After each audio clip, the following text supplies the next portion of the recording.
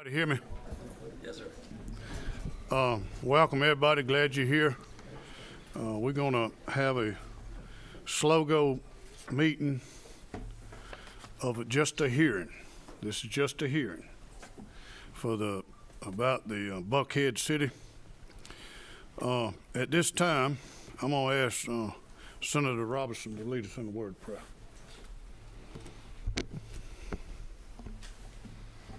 If comfortable, please bow your head with me.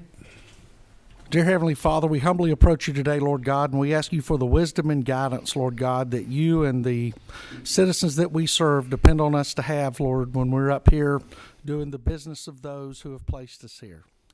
God, we ask that today's meeting will be civil, Lord God, and that honesty will shine through. We ask that you continue to bless us each and every day. We thank you for the sacrifices that you have made for us. And please, Lord God, allow us to continue making sacrifices for you. We ask these things in your precious name and the precious name of your Son, our Lord and Savior. Amen. Amen. At first, we got to adopt the rules for the committee. Do I have a motion? I'll make a motion to adopt the rules, Mr. Chairman. Do we have a second? Second. All in favor, raise your right hand. Thank you. At this time, has everybody signed the sheet that wants to speak for or against? Where is the sheet? Right here. There's 3 signatures, I think, 4. Okay, thank you. At this time, I'm going to ask for Valdosta State to come forward. Mr. Moore, we want to thank you for providing your services. Yes, sir. And Well, you can sit here. We were going to, Mr. Chairman, if I could, we were going to show a short video clip. I'll do it after. Okay, all right. I'll do it after Valdosta. Thank you. Just let him sit here. That's why I had her here, because I didn't know how to work it. Okay. That's wise to move. I want to say that we want to thank Valdosta State for doing their services for the Buckhead area and for the state of Georgia. And at the same time, I want to say that, you know, it being one of our great universities, they have no fight in this. They not for or against. They just neutral, but they provided the study. Mr. Moore, the floor is yours. Thank you, Chairman Anderson. Good afternoon to the members of the committee and others that are present today. We appreciate the invitation to discuss the feasibility study for the Buckhead City produced by Valdosta State University Center for Regional Impact. I'm sure many of you may wonder why a regional impact center in South Georgia has done a feasibility study for a proposed city in Buckhead, and the simple answer is why not? We responded to a request for a proposal. We have the resources and the expertise, and we actually don't have a dog in the fight. While it is our hope that this report assists with the public consideration of the proposed Buckhead City, Valdosta State University has no opinion for or against the proposed cityhood issue. I would like to share some information about VSU and the center before we get into the study. Advance them here. Valdosta State University is a regional comprehensive university within the University System of Georgia. We serve a 41 county service area. We've got 7 colleges. We're the only college in South Georgia that offers master's and doctorate programs. And we actually established the Center for Regional Impact in 2018. My background is in economic development, and I've had the opportunity to work with VSU for just over 3 years. The role of the center is basically to work with communities throughout South Georgia and throughout the state to identify opportunities or challenges, and then come back to VSU and identify resources that we can go back and help them out.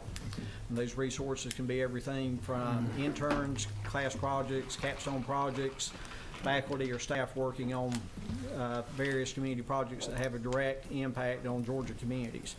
To date, we've engaged in over 150 projects in under 3 years. The biggest project that we worked on was the 2020 census. We participated with the Governor's Complete Count Committee and actually worked with 55 counties statewide. We've done wage and benefit analysis, websites, retention programs, feasibility studies, marketing programs, and financial impact analysis.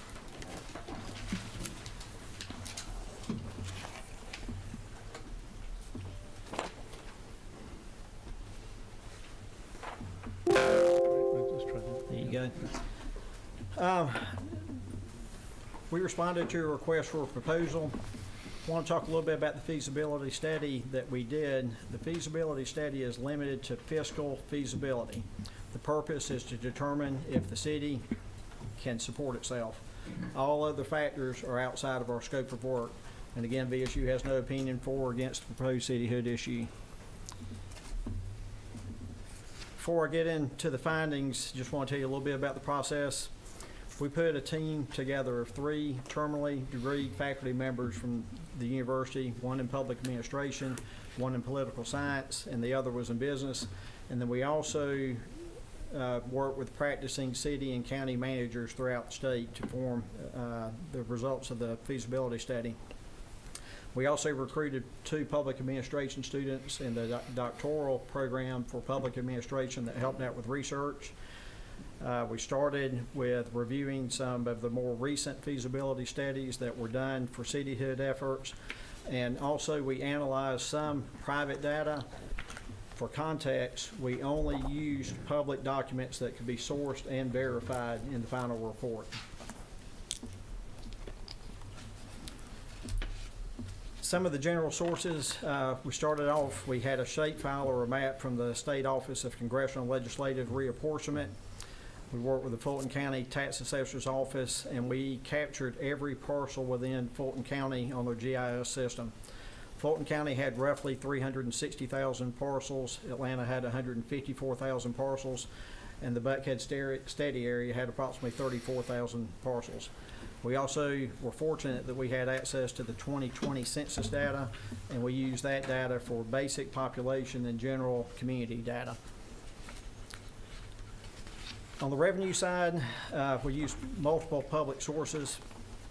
We wanted to be consistent, so one tool that we use that every city and every county in the state have to provide is the report of local government finances for the city currently providing services, and we actually looked at every city in Fulton County as far as what their expenses and their revenues were. We used the Department of Community Affairs Uniform Chart of Accounts, which it gives you a guideline on expenses and revenues for each city. We evaluated the 2018 and 2020 Comprehensive Annual Financial Report for the City of Atlanta. And we also cited legal limitations on how funds are generated or spent. And one example would be the lost revenues that are coming in. From the expense side, we looked at several studies to serve as a test for the fiscal feasibility. We evaluated Atlanta, Brookhaven, Roswell, Sandy Springs, and South Fulton. And we ended up using Roswell and Sandy Springs basically because of the location, the proximity to the study area, the size, and their demographics. We analyzed line item budget data from peer communities. We interviewed city contacts to clarify questions regarding cost, services, and we came up with a per capita cost for each division and each service.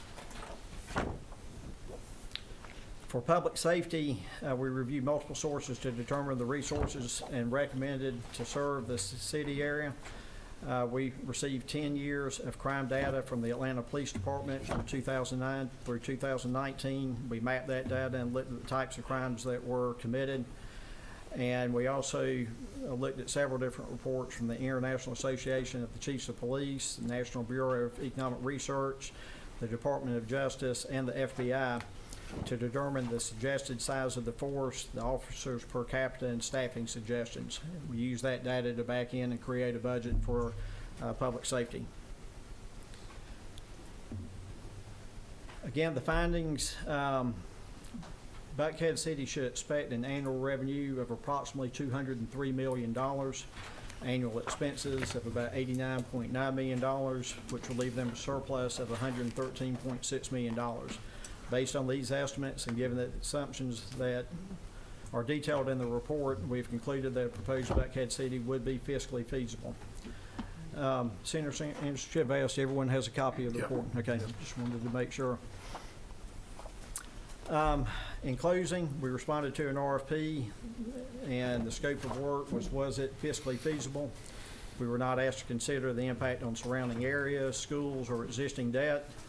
I again want to thank you and the members of the committee for the opportunity to speak at this hearing.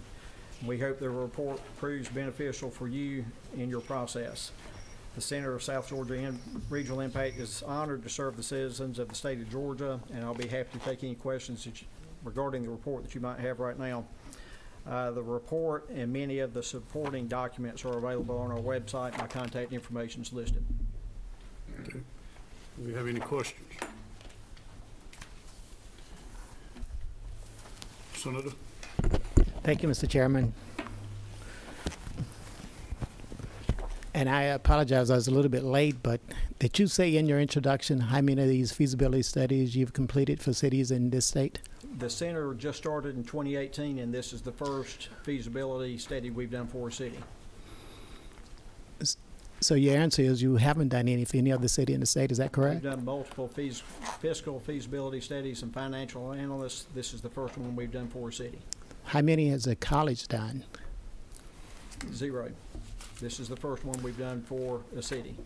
Do you know why they would come to you, someone with very little experience and having done feasibility studies before? I would argue that we've got a lot of experience in feasibility studies from other sources. This is the first one we've done for a city. The center was created in 2018, and this is the first opportunity we've had. Hopefully we'll have others. Follow up, Mr. Chairman. I guess my question was, do you know why you were asked to do this feasibility study instead of some of the other institutions in the state that have done several of these? I'm not sure who was asked and who wasn't, but we replied to a request for a proposal, an RFP. Another question for you. I'm looking at your revenue estimates and your expenses. Typically, in any business, particularly a startup, that's a pretty hefty bottom line. Wouldn't you agree this is essentially robbing the city of Atlanta of $100 million? We didn't look at anything for the city of Atlanta. We looked at the proposed study area and the proposed revenues and expenses. That wasn't part of our report. What I'm asking, and let me just kind of phrase it a different way. I see you have revenues down here of $203 million. Is that correct? Yes, sir, that's correct. And expenses of roughly $89 million? That's correct. What do you say about that imbalance? Typically, because what we see in most of these studies is typically that imbalance is more negative than it is essentially $100 million to the positive. We looked at the data, and that's what the data presented. We looked at every revenue source. We tried to be conservative on the revenue side. We tried to be liberal on the expense side, just to make sure that the projections were accurate. We were asked to look at a proposed Buckhead City or a demographic area, and that's the only area that we looked at. Mr. Moore, I'm asking, I can see the numbers, and I can see the way you've summarized it. But I'm asking the question, when you see a number like 203 million taken away from one source, and that source, new source, only having to spend 89 million, what are your thoughts regarding that imbalance? That they would be fiscally feasible. I mean, that's the numbers. I think physically feasible is a given. But I'm asking you in terms of, because most statisticians are going to draw some kind of conclusion regarding numbers, for example, whether or not the revenue that's being extracted from this other source is much too high, or whether or not the expenses are too low, as an example. Did you have an opportunity to dig deeper into how this particular city was proposed to see whether or not there was too much on one side of this equation? No, sir. We looked at the request that was presented to us with the RFP. I will tell you, my background's in economic development. I've been in that business for 35 years. I've helped create over 3,500 jobs and $325 million in rural Georgia. And the only goal that we had from an economic development standpoint was to create jobs and expand the tax digest. And if we were successful in doing so, the city, the county, and the school board could either offer more services for the same millage rate or reduce taxes. We didn't look at the impact on any surrounding cities. We looked at what we were asked to for the RFP and for the fiscal feasibility study. So in other words, you really don't care about where these revenues are being extracted what I'm from. Is saying. that No, correct? no, sir. That's what it sounds like to me. That wasn't our scope of work. That wasn't included in our scope of work. Well, typically when anyone puts together a report such as this, they're going to do some kind of analyses into all of the revenue sources and whether or not, based on the proposal, those revenue sources even made any sense. And, for example, if there were expenses that was much higher than the revenue, you can make some conclusions of whether or not there's something that should be cut back to reduce the expenses. Typically, that kind of analysis is done anytime any institution will put together a feasibility study. The ones that we looked at, we looked at several, but the ones that we looked at when we were preparing our report were for Vista Grove, Eagles Landing, Stockbridge, de-annexation, and South Fulton. And I'm not aware of any of those making assumptions about the surrounding properties or surrounding communities. Well, I'm glad you mentioned Eagles Landing because I am. Yes, sir. I am very familiar since I represented that area and had an opportunity to be involved, and there were conclusions that were made regarding those studies. Yes, sir, and that was done on the Stockbridge de-annexation fiscal analysis. So they had someone else engaged to look at the impact. That wasn't part of the the Eagles Landing study provided by Georgia State. We got other questions. I know, Mr. Chairman, just one final thing, because this is the first time I'm seeing this revenue estimate and seeing particularly what the expenses should be. Do you have any kind of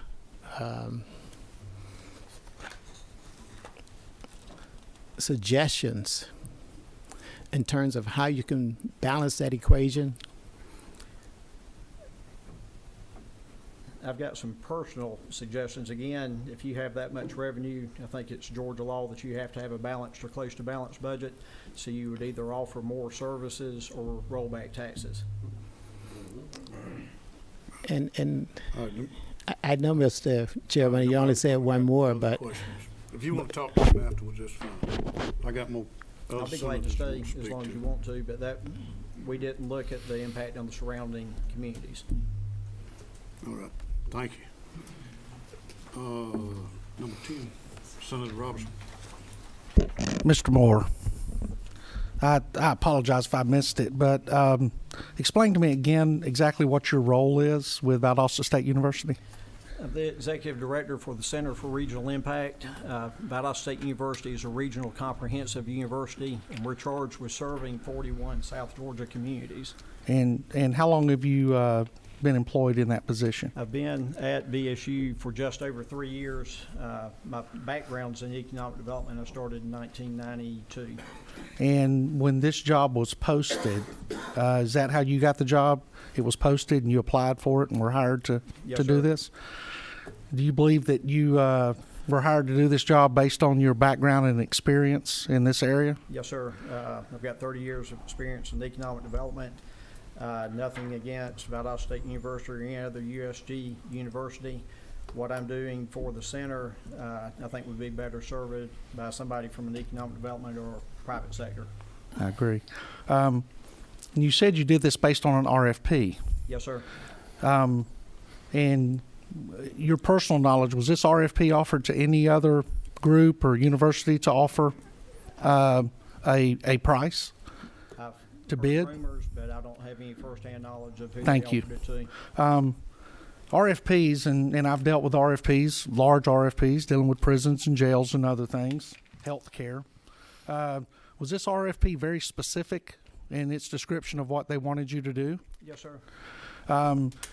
Did this RFP that you bid on, based on the cost of your work product, the cost of time for you to create that work product, and everything else, did it basically just take the fence down and tell you to also look at everything else No, sir. around?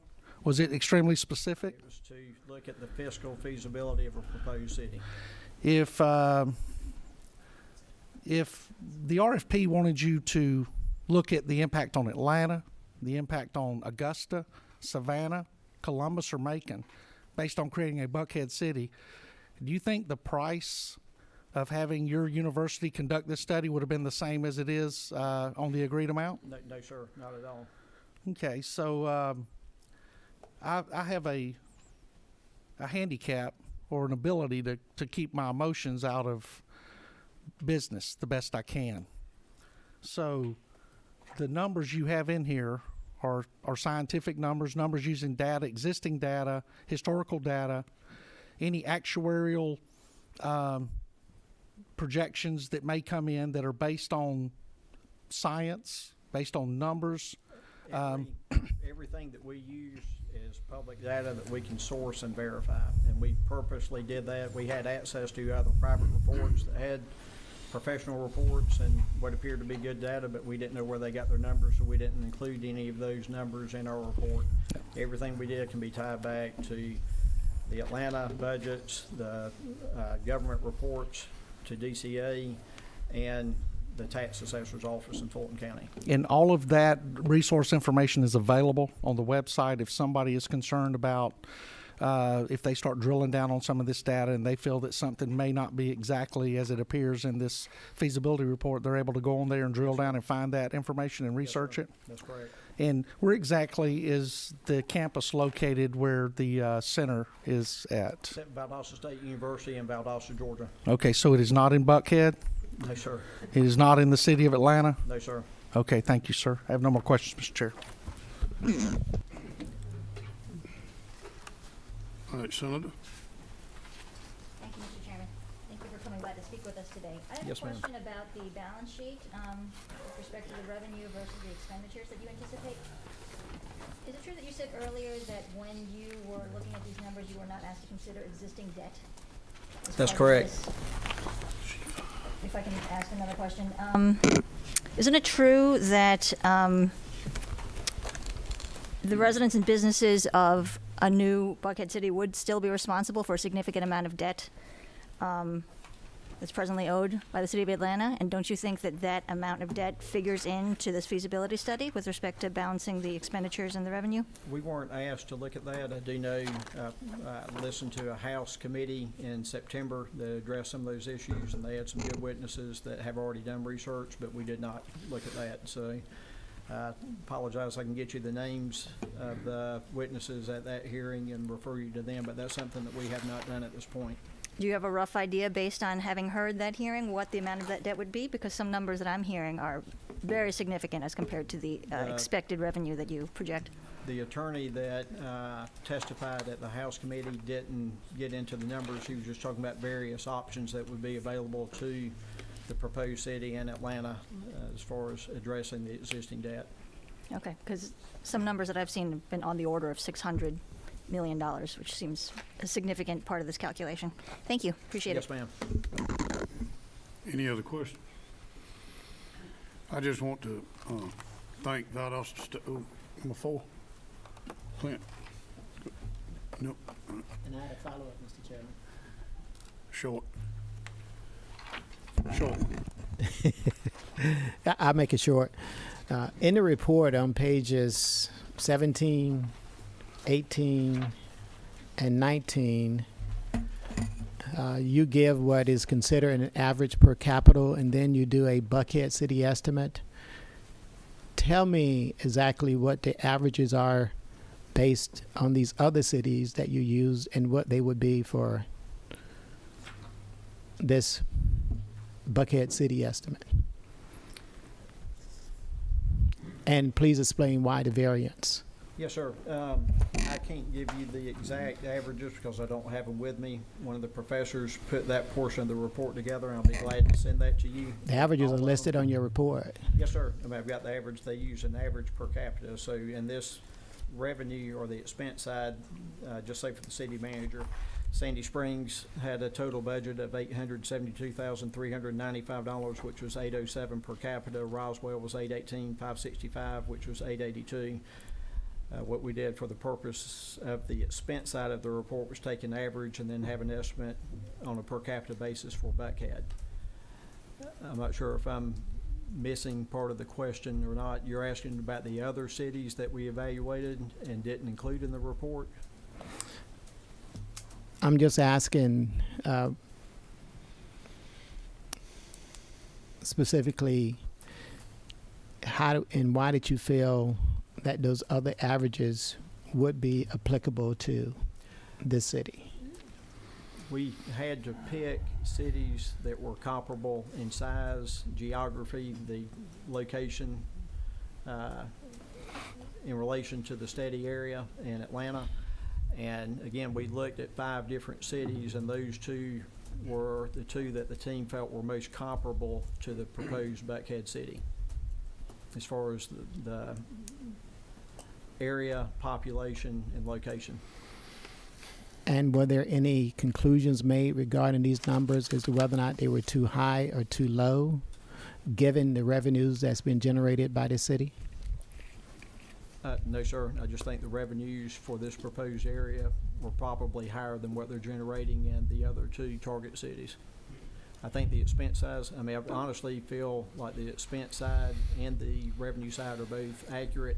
Again, we tried to be conservative on the revenue estimates because we didn't want to tell somebody they were going to have $100 million in revenue and they only have 80. And we also tried to be realistic and potentially overstate the expense side because, again, we didn't want to mislead the legislative bodies or the public as far as what the potential was for revenue and expenses in the city of Buckhead.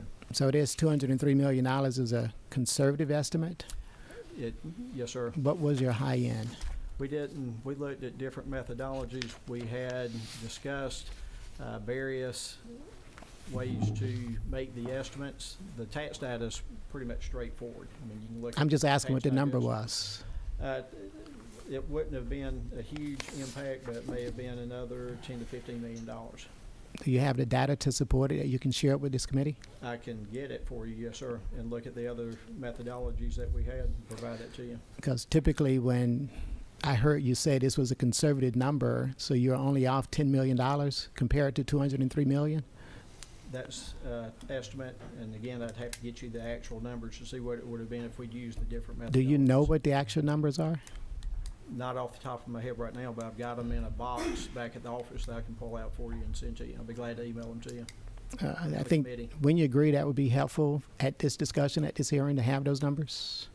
These Because are if our you put numbers. a conservative estimate out there, don't you think it's be fair to this committee to give us what the highest number would have been as well as the lowest, and rather than you just coming in with for a number? revenue, I think it would be fair for anybody in any business to be conservative on their revenue side and liberal on their expense side, because if you're not, Mr. Moore, this is not a business. This is a government entity. I We got understand. tax dollars we're dealing with. We're Yes, not sir. trying to make a profit here. These are revenues and expenses. So I'm simply asking, based on what you said was a conservative estimate, what was your high-end number? I can't tell you that right now. I can get back with you with that number. But we stand behind our numbers. We stand behind. I'm not asking if you stand behind it. You say you knew the numbers, so you didn't bring it with you. I'm just simply asking, what was that high-end number? Because some of the estimates my other colleagues have mentioned, we've seen as high as $600, $700 million. In revenue, Yes. What Yeah. was your number? What was your high-end number? it nowhere near that. Well, like Senator, like he said, he will get you the numbers and get the whole committee the numbers, so he'll get back with us on the Mr. Chairman, if he spent the time doing his feasibility studies, he should know what that number He's is. got I the number believe that he he's doesn't going- want to he- disclose it to us at this hearing. No, That's what I believe. These are our numbers. You said those are conservative numbers, They are. but I'm not asking about the conservative number. My question was, what was that high-end number? Essentially, this is a zero-sum game, because whatever this city is proposing to make in terms of revenues, there's a loss somewhere from somewhere else. And that, of course, is the city of Atlanta. So tell us what that high-end number would have been. That's what I'm trying to get out of you, not the conservative number. You say you're gonna get us the number? I can Okay, get you he's getting us the based on number. the other methodologies, All right, and it's let's going to be move on, a folks. minimal impact. We're gonna move on. All right, he's getting us the numbers, Senator. All right, Mr. Moore and Valdosta State want to thank y'all for presenting this to us. Thank you for presenting it to us without a dog in the fight. And thank you for being neutral on it. And just thank you for going by the guidelines of what the proposal was for you to do. Thank you. Thank you. Thank you for the opportunity to present, and thank you for the opportunity to have an impact in Georgia. All right, thank you. And I understand y'all beat our leader in football. It was close. But y'all did beat. 36-34. We did. All right. It was a good game. I was there. All right.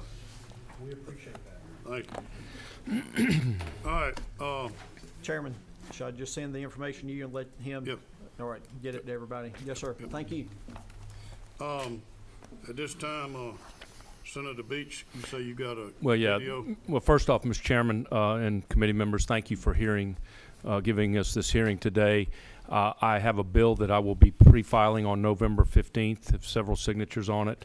But before I have two people that I would like to have speak in regards to the bill after we show the video. Okay? Let me say this right now. Each side is going to have two major speakers, can have two major speakers. They get 5 minutes apiece. Anybody after that is 3 minutes apiece. All right, go ahead. Okay. Thank you, Mr. Chairman. Here's the video, and then I'm going to call up Mr. Bill White, Chairman and CEO of the Buckhead City Committee, to come up and speak. All right.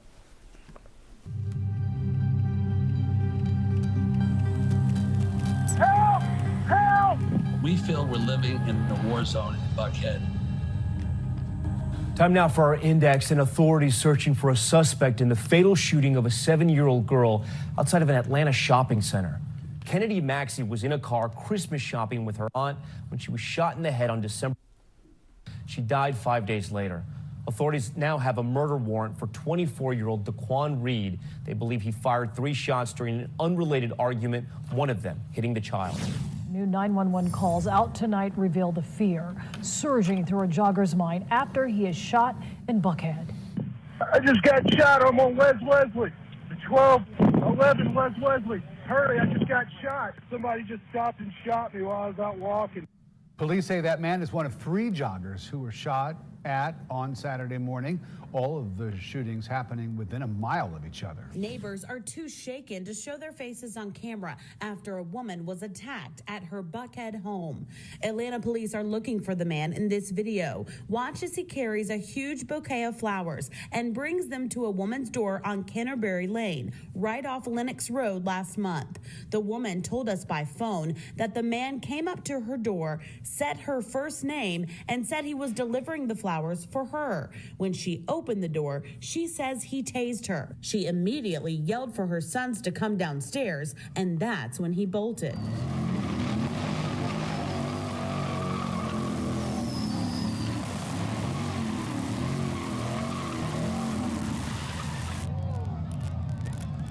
They're looking with flashlights over here. Roswell Road.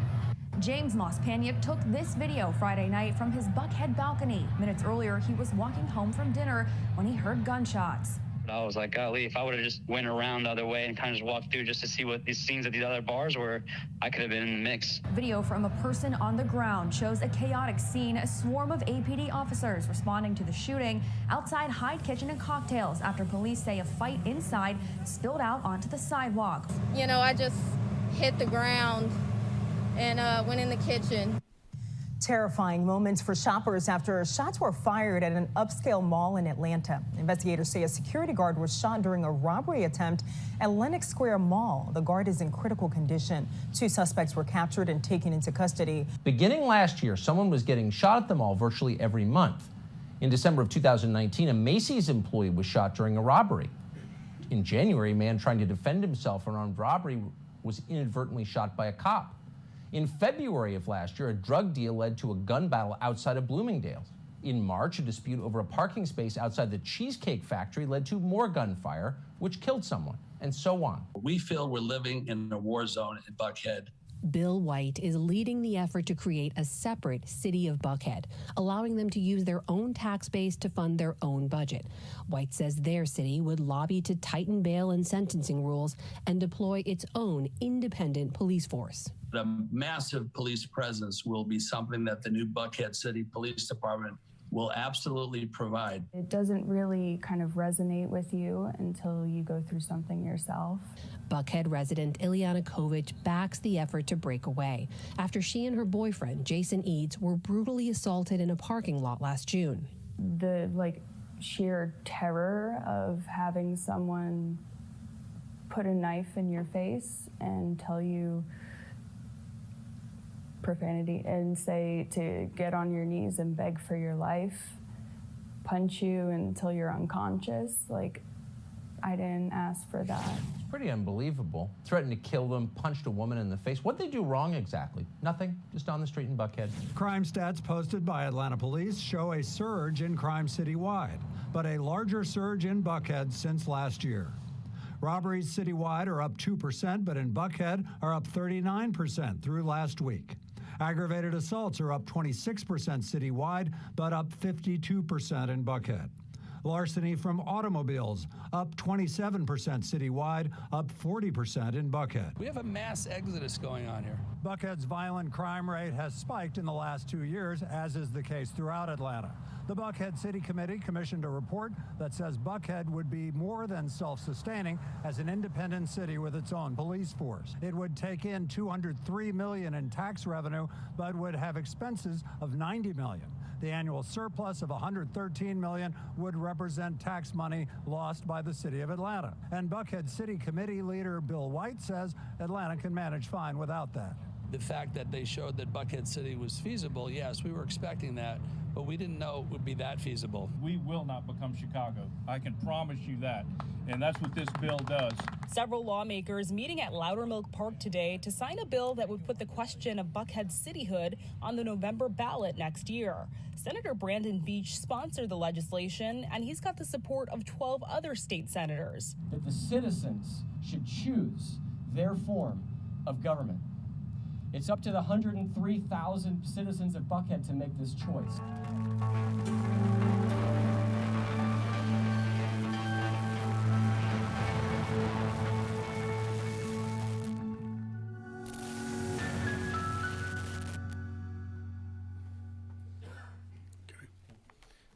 Thank you, Mr. Chairman, for allowing that video. It clearly shows crime's the issue that has really resonated and brought this issue to the forefront for the creation of the new city of Buckhead.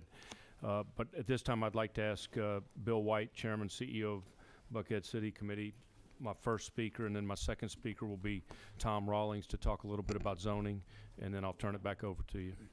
Thank you, sir. Thank you. Thank you, sir. Mr. White. Thank you, sir. State your name and your position and everything. Yes, sir. For the record. Hi, Mr. Chairman. My name is, I was doing a lot of cheering for the Braves, so forgive my voice is gone. Go Braves. It worked. Yes, it sir. Worked. Hopeful. My name is Bill White, and I'm the chairman and CEO of the Buckhead City Committee, representing a group of all volunteer folks who just want to make Buckhead and Atlanta better together. I think most of us would agree that Buckhead is dying on the vine, and that a dead Buckhead is the end of Atlanta. So we need to talk about this, and we're very grateful that you've given us the opportunity. So if I may, good afternoon to the distinguished chairman, Lee Anderson. We thank you for having us today, and the distinguished members of the committee and the citizens who have come also to support us, asking for a vote on their destiny, and also to welcome the City of Atlanta's organized, taxpayer-funded opposition. Mr. Chairman, Senator Payne, Senator Beach, Senator Al, Senator Dixon, and Senator Robertson, and Senator Jones, it's a pleasure to be with you. We come here on behalf of the on behalf of the 79,000 legally registered voters within the Buckhead city map the Georgia legislature has accepted, and the approximately 103,000 future citizens of Buckhead City, to beg this courageous legislative body for immediate relief. In the last 18 months, the area known as Buckhead has experienced a catastrophic 140% increase in shootings, 80% increase in murder and other violent crime. And people are literally afraid to leave their homes. It feels like we're living in a war zone. I want to say thank you to Governor Brian Kemp, the Georgia State Police, and the DNR, who are in Buckhead every weekend, arresting, chasing down, and locking up violent criminals because Atlanta's mayor refuses to honor her oath of office to protect us. That takes precious police resources away from other municipalities. There is a mass exodus of our residences and businesses moving out to places like Milton and all the way to Florida. The national and international negative attention this security situation has caused is a regional embarrassment which requires immediate attention of our state government. Everyone in this room has heard reports of violent attacks, shootings, aggressive panhandling, and property theft, which are rampant in the city of Atlanta, but particularly in Buckhead. Our city government has responded by terminating and even prosecuting decorated police officers and announcing that they will no longer respond to simple things like shoplifting and carjacking. By any known metric, the city of Atlanta has failed to provide even the basic city services to the residents of Buckhead, and a new city is our only hope. Not only will a new municipality provide additional police protection for the residents of Buckhead City, but the city of Atlanta will be able to redeploy the 80 officers currently working in Buckhead back into the footprint of the remainder of Atlanta. Atlanta couldn't hire 80 police officers right now if they tried. It takes 2 years to train a police officer in Atlanta. They're going to get 80 police officers on day one back into Atlanta. And everybody I talk to in South Atlanta, all they want is more police. And this is an immediate delivery for them. This is something everyone we talk to in South Atlanta wants now, more police. And that is what they will be receiving on day one. It is clear that Atlanta and its leadership, which is bankrupt of new ideas, is not up to the job of providing adequate police coverage for its 500,000 residents. So reducing the area they need to patrol makes perfect sense to us. Regarding the results of the mayoral election this week, no one that I speak to in Buckhead wants more of the same, nor do we want the Dickens scared out of us. We know nothing will change with folks who voted for or who allowed the infamous defund the police city council vote. Even though that vote almost passed, the city still defunded the police during a violent crime crisis, which we believe is insane.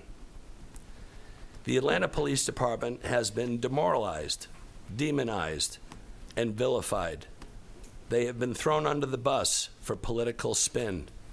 They've been fired, and yes, they've been prosecuted and attacked for simply doing their jobs. Over 300 APD have quit in the last 12 months, and we would ask consideration of the chairman to include in the public record the resignation letters we have received from APD who felt they could no longer work for a city that does not love or support them. Those letters are heartbreaking. We believe that we need to take the handcuffs off the wrong people in Buckhead City. We will hire 250 police officers compared to the 80 that we have now.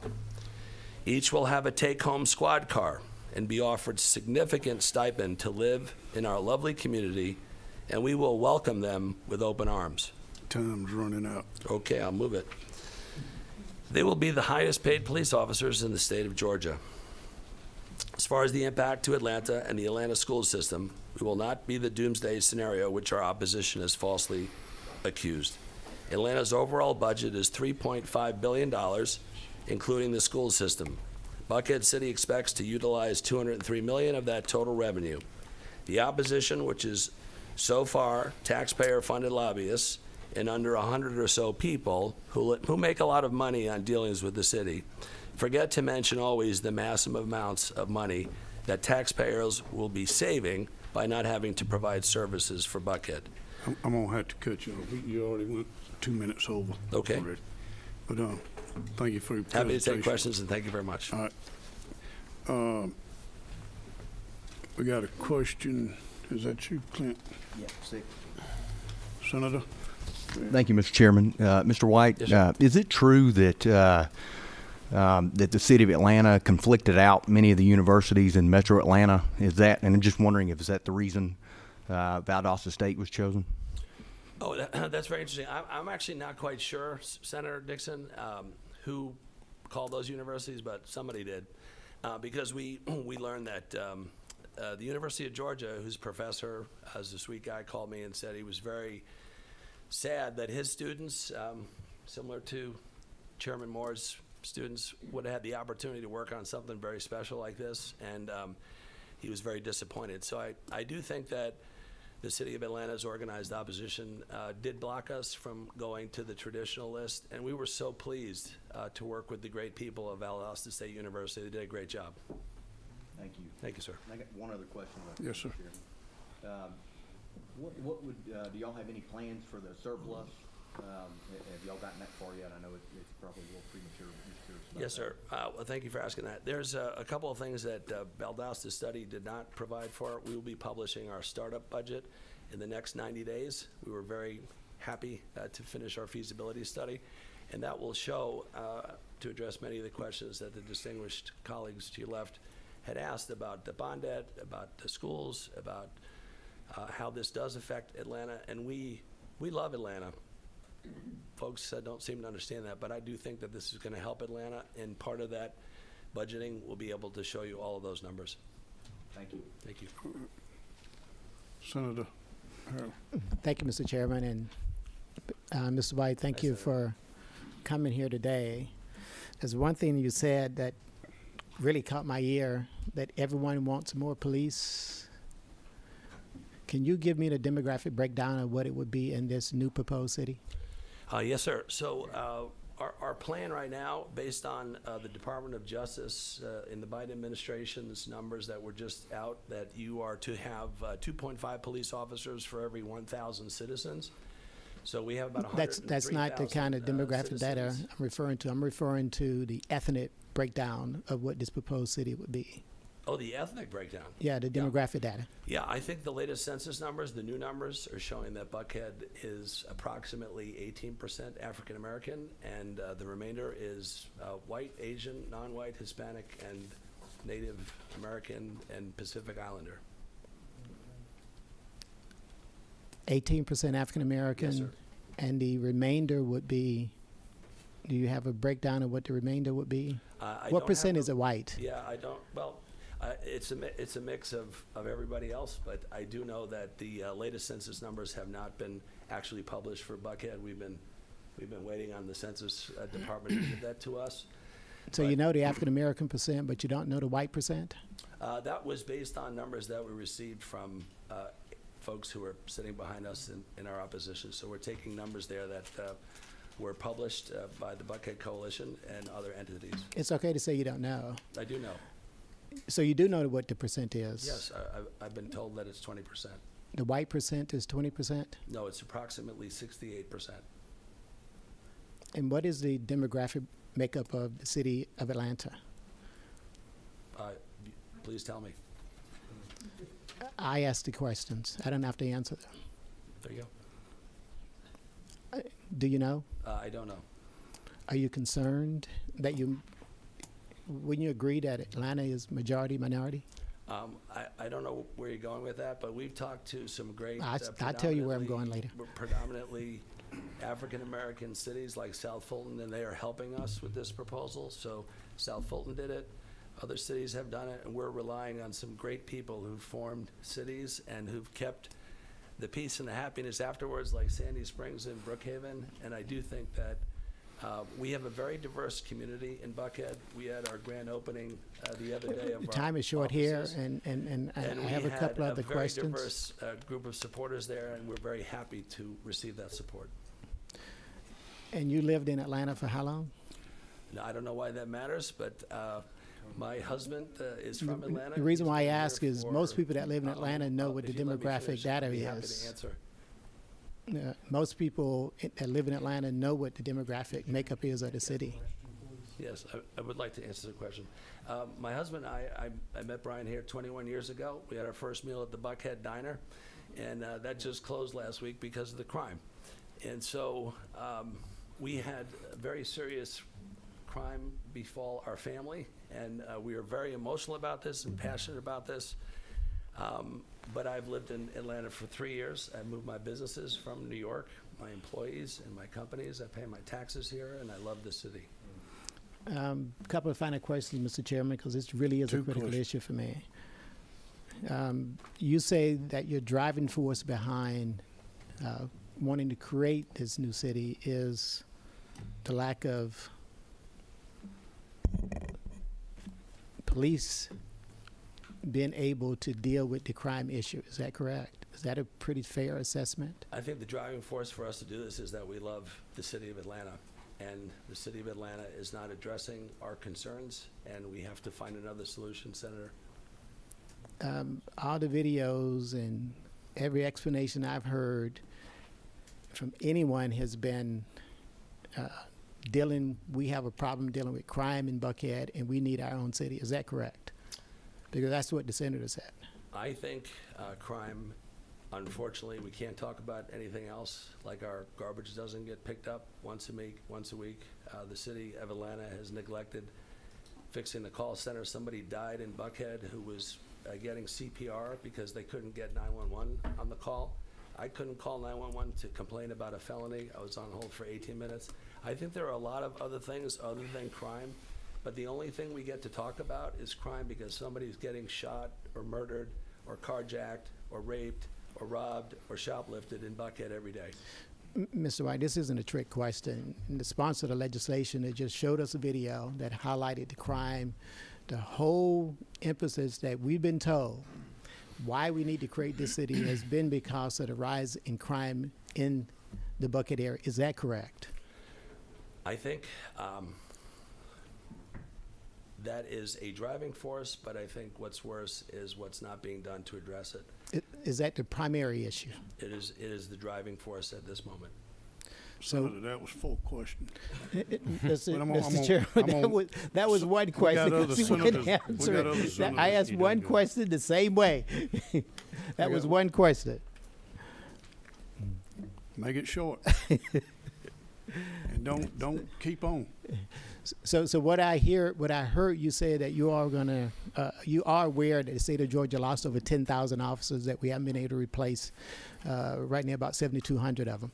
You're also aware, based on your comment, that you say you're going to hire anywhere from 200 to 300 police officers. 250. So it sounds like a solution to all of this is just for you to sit down with the city of Atlanta, because this is what you're proposing as a solution, to bring more law enforcement in that community. Is that correct? No, sir, absolutely not.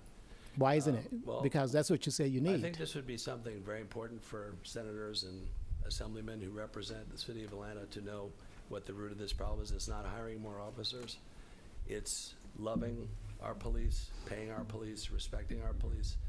Aren't you doing that already? If you look at the fact that 300 officers quit in the last 12 months, and that the remaining police are unable to reduce crime, arrests are down 50% in Atlanta because the remaining cops who cannot afford to quit are afraid to be doing their job and to get fired and to get summarily prosecuted and thrown under the bus. So it's not just hiring more officers, it's having leadership that says, we are going to love you, we are going to welcome you, we are going to cherish the fact that you swear an oath to defend people you don't even know from getting murdered. You take a bullet for somebody as a cop and then you throw them under the bus. It's unacceptable. So there's so many things that have to change, not just hiring cops. I would sit down if the city of Atlanta would apologize to those 5 African-American police officers that they fired and that are still facing 30 years to life charges. They're the most beautiful human beings. I've met their families. They have no blemish on their record. And I don't want to play games with police officers' lives. We need to hire cops, but you're not going to ever to be able to hire a cop unless you truly convince them that you love and respect them. And so that's what we're going to do. And we're going to show the rest of the state how you hire 10,000 cops. And we're going to get it done if you trust us and give us the right to vote. Okay. All right, Senator, you. Al. Thank you so much. I'm Thank you, sorry. Mr. White. It's all right. Happens all the time. 2 themes of questions. One is about crime and one is about education. Yes, Thank you ma'am. so much for being here. The first question is, we talked a lot about the number of the volume of the police force. What would you say is the root cause or the reason for the increase in violent crime in Buckhead disproportionate to the rest of the city that we saw in the video?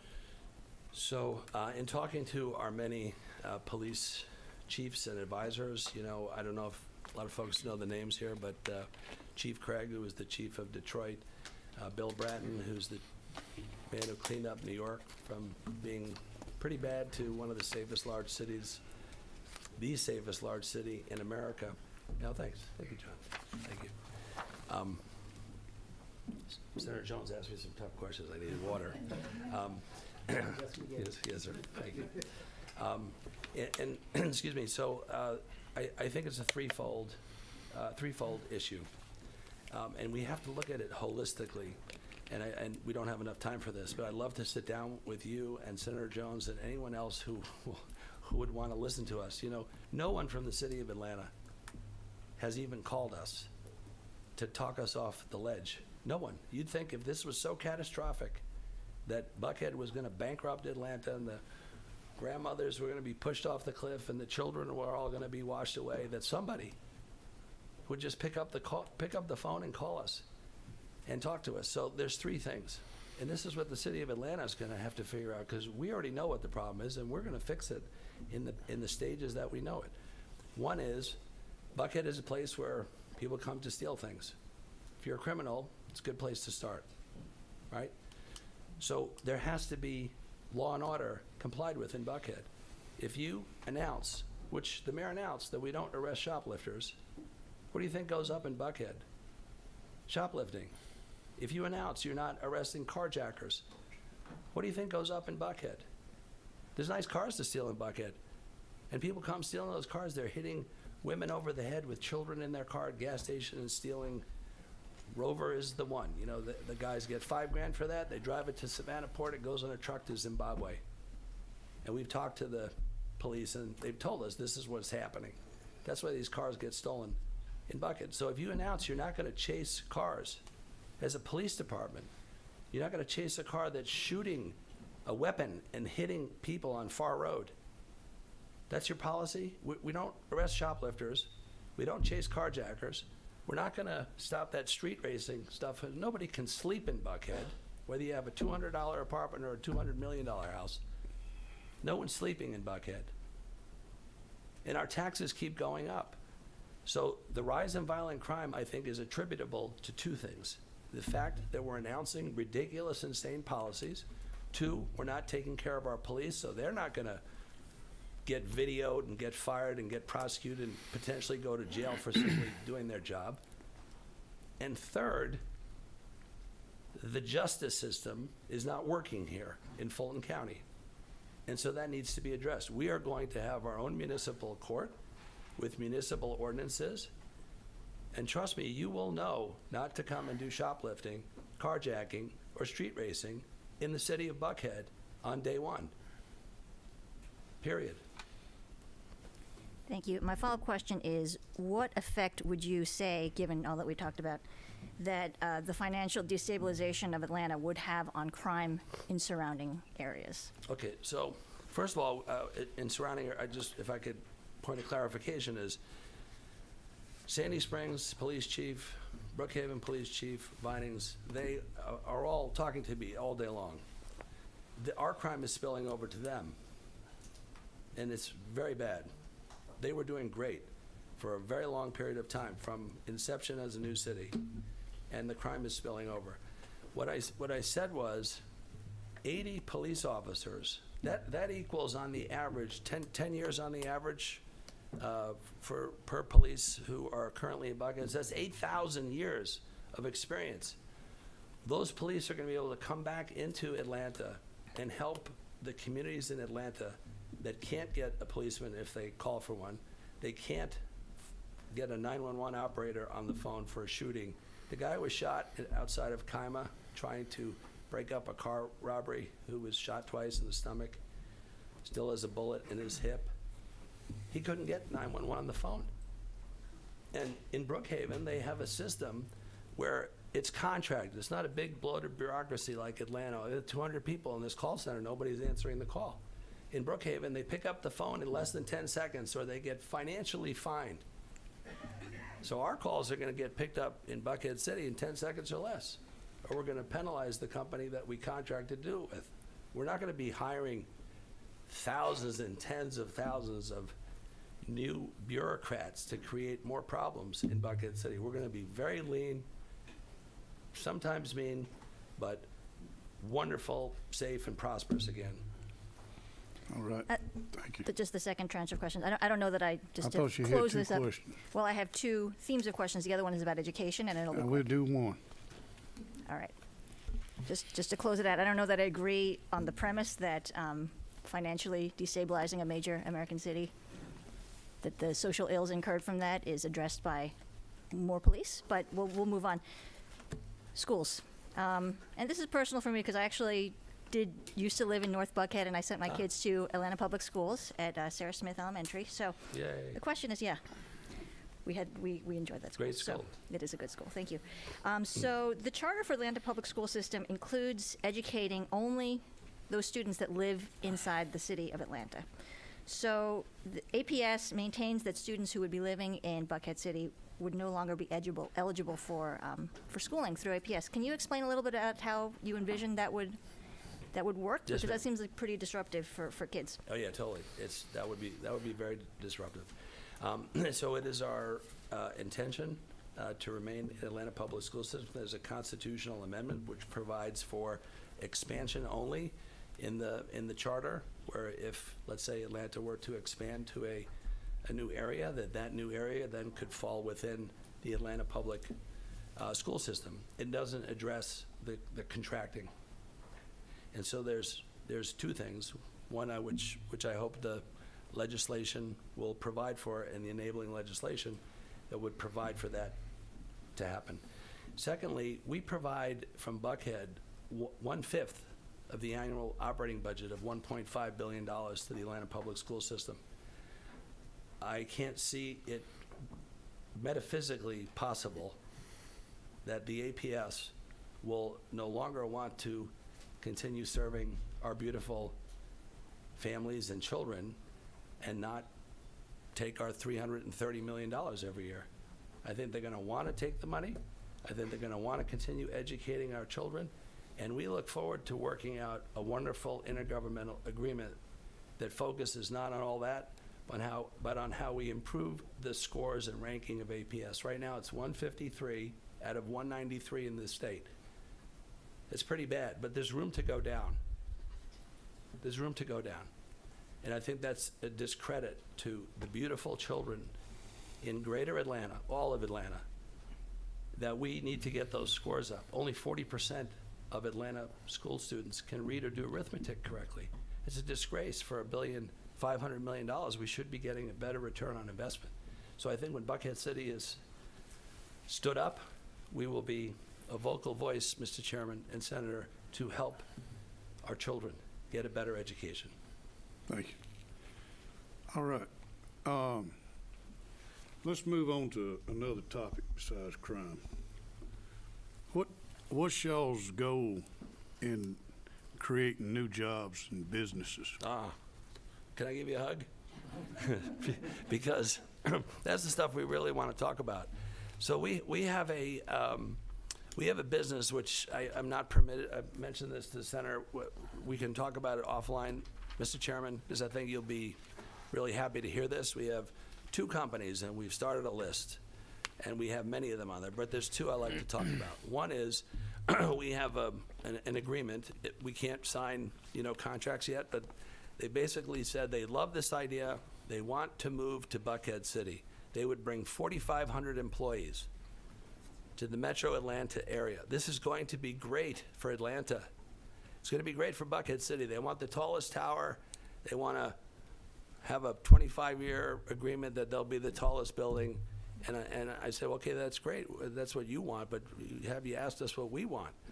And okay, what would you like? I said, I'd love $50 million for a charter school.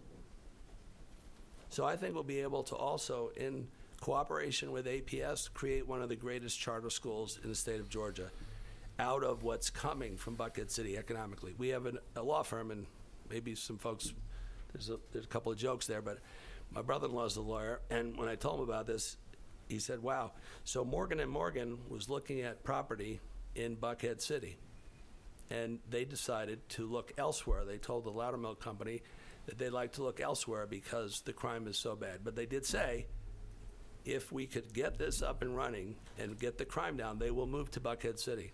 So I don't know what that tells you, but it tells me that when people see safety and security and there's a sense of calm, that's when investment comes. That's when growth comes. We have a Tesla company that moved out of Lenox Mall. I talked to the manager there. He said, if you can get the crime under control, I'll move it back. He left the first day after the shooting at Lenox Mall. And so I think that's indicative of what everybody else would do. If people feel safe and they feel there's proper police protection and there's law and order, there can be love and peace and investment. And I think we're seeing that come to reality. Thank you. Also, Mr. Chairman, we've been talking to Darrell. We're going to, with your permission, we'd love to hire him again, because really this was a study that the Georgia legislature required. Yes, we had to pay for it, but the stipulation of what he was supposed to look at was not ours. It was set forth by the legislature. But we'd like to hire Valdosta to study how the wonderful success of Buckhead City could help the rest of Georgia. First of all, how could it help Atlanta? I already have some wonderful things we're talking about, how we can help the inner city at-risk youth in Atlanta. Not giving a blank check to City Hall to waste, but putting it right into families, churches, and local organizations that can help, because we're blessed. We have to share that blessing with other communities, and there's some great things we can do to invest Buckhead City money in places around Georgia. Okay. Thank you, sir. Yes, sir. All right, who's your next? Yeah, we've got Tom Rollins, who I've asked to come and talk about zoning. Mr. Rollins. Tom, I hate it, but I'm going to cut it off at 5 minutes now. Yes, sir. You got 5 minutes. You got less than that. Okay. Chairman Anderson, members of the committee, glad to be here. I'm just here basically as a fact witness to tell you what's going on behind the scenes.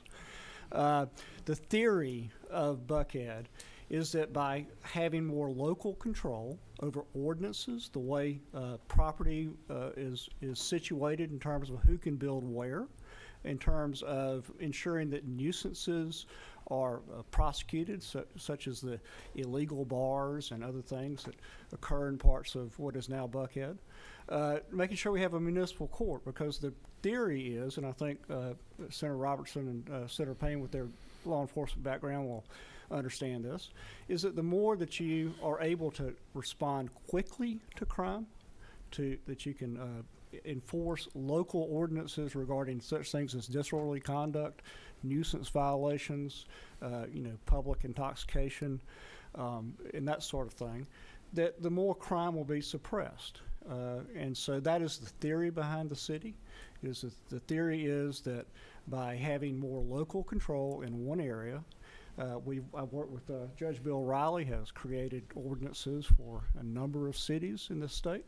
And so he and I are working together to basically ensure that should you give the voters opportunity to select whether or not to have a Buckhead city, that he and I will make sure that city is one that is based on good principles of government, that we have good ordinances, and that there is a high quality of life for the city. So that's all I have to say. Thank you.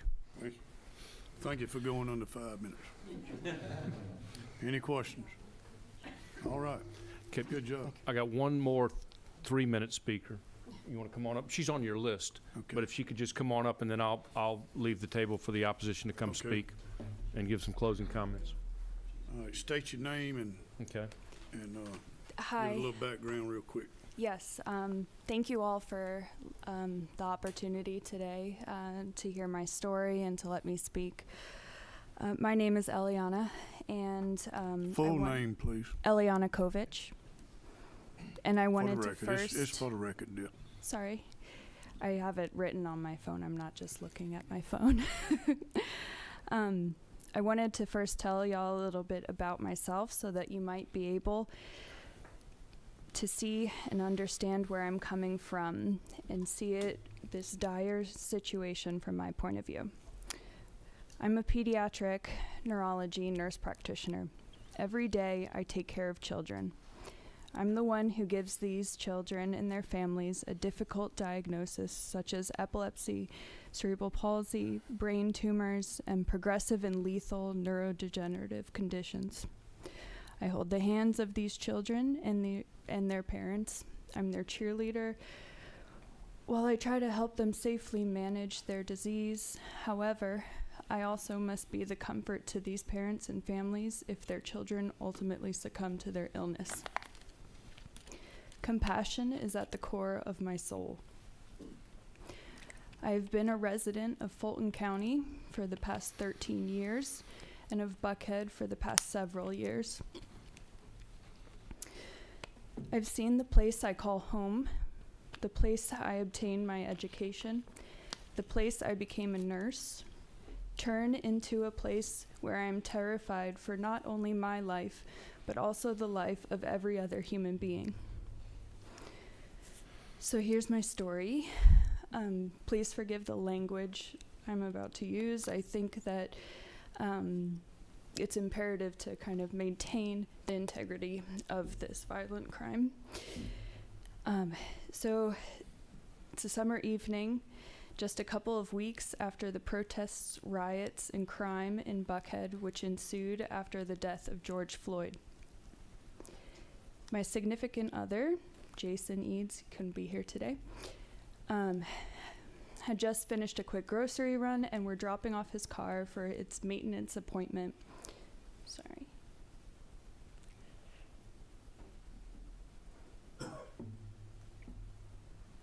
So sorry. Technology.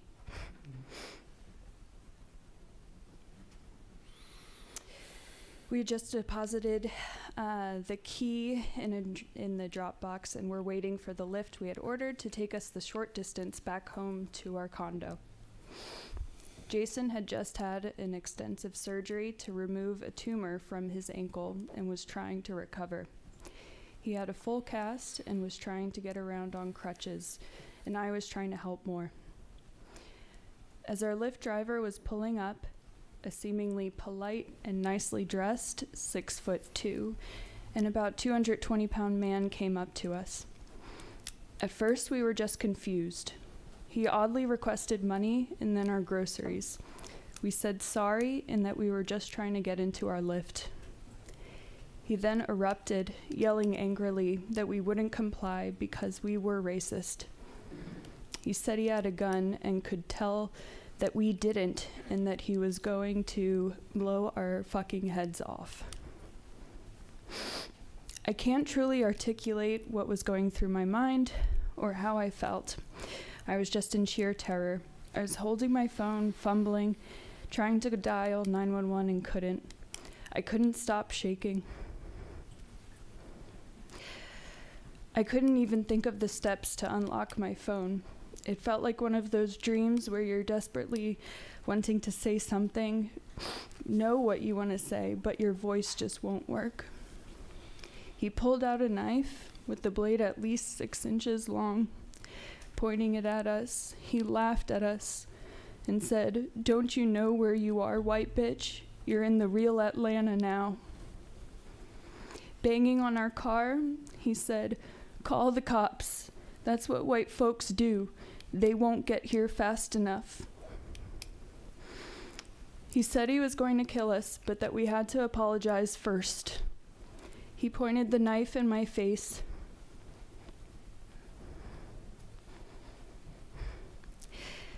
and said, "White bitch, get on your knees and beg for your life." All I could do was shake and cry, kind of like I am now. We pleaded for him to just leave us alone, but he wouldn't. He just kept pointing the knife in my face, screaming, "White bitch, get on your knees and beg for your life." The way he looked at me when he told me to get on my knees still haunts me. The look in his eyes told me that if I didn't do what he said, he was going to rape me or hurt me in another way. I really thought and felt like we were going to die and that this was it.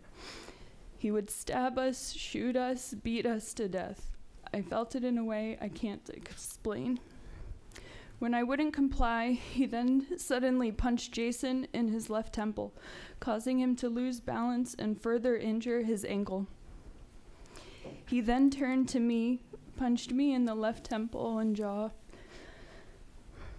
and I put my hands up to try and block his fists, but he was too big and too strong. He just kept punching me. Everything went black for a second, and I found myself on the ground screaming, still trying to call 911. Jason was finally able to get an operator on the phone, and then our attacker ran down the street. So yes, I'm a victim of a violent crime, June 24th of 2020. Someone may think that date was a long time ago. Why does it matter now? Well, it does. It has consumed every day of my life since, not only with court dates, meetings with the DAs, and missed days of work, but also with ongoing torturous physical and mental health issues.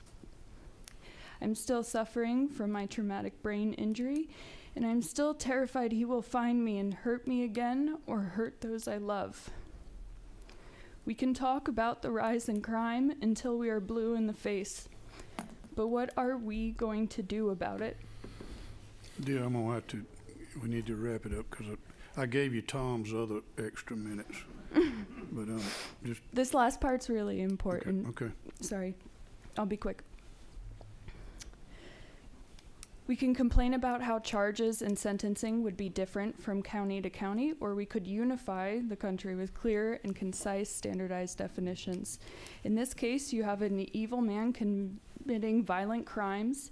He was out on bond from Clayton County for attacking and assaulting someone prior to us. The two counties never communicated. Justice wasn't served in that case, and I'm hoping that it will be in ours. We barely can get in touch with the Fulton County DA's office, even after multiple calls, emails, even certified letters of those emails. DA Rachel Grofsky, initially assigned to the case, victim shames and victim blames, literally telling me things such as, "Eliana, you weren't even hurt. Eliana, you weren't even scared. You were on your phone playing the whole time."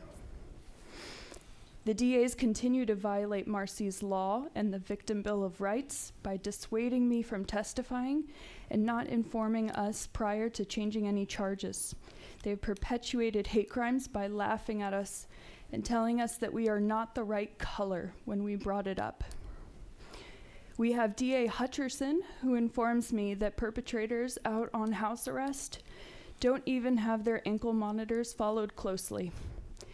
And DA Fonnie Willis, using the word retarded in a derogatory manner during a meeting with me, along with quoting her father and her father's motto, number 1, pay me, number 2, do what I say, and number 3, pay me. So all of this to say, I've been living a nightmare where 911 operators delay assistance just saying hello over and over again, where evil people committing these crimes feel comfortable and say things like, "Call the cops, they won't get here fast enough." And where the DA's office victim shames, violates the Bill of Rights, and wants to just quickly close cases by downgrading.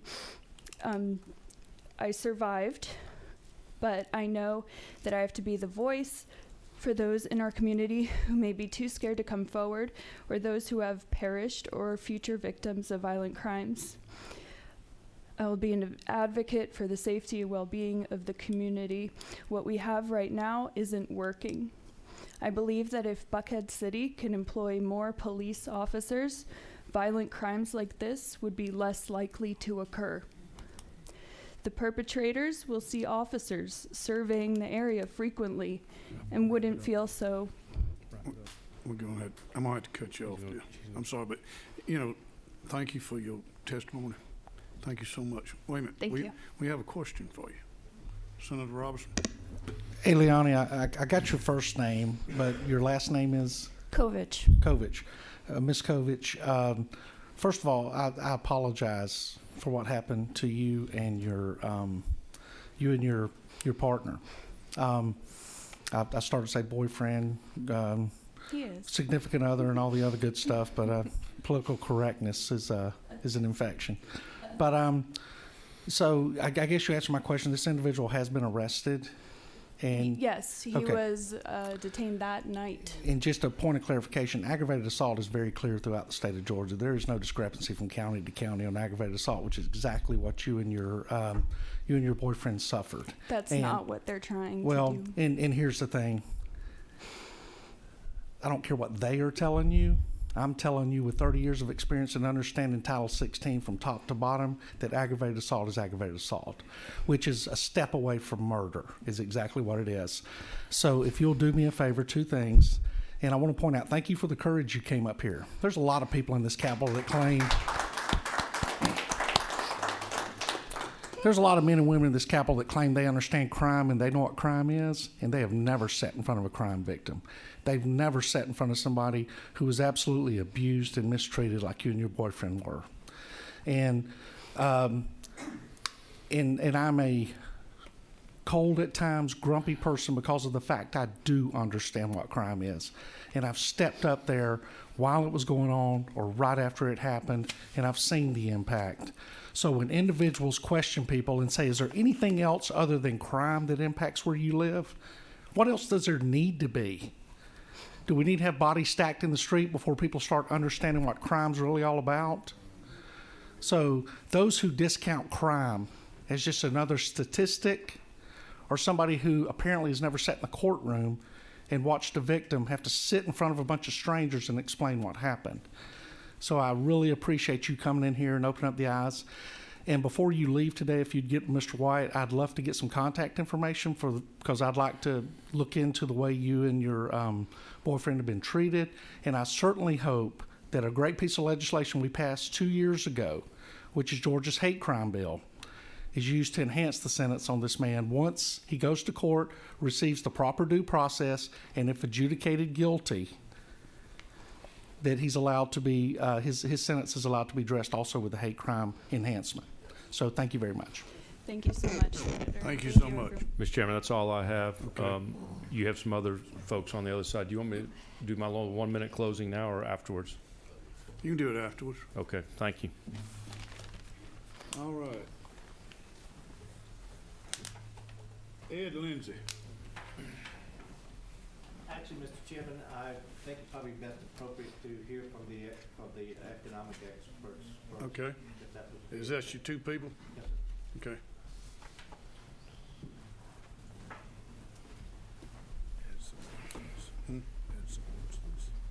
Lay against it. See what type that wrong. All right, gentlemen, who's going first? All right.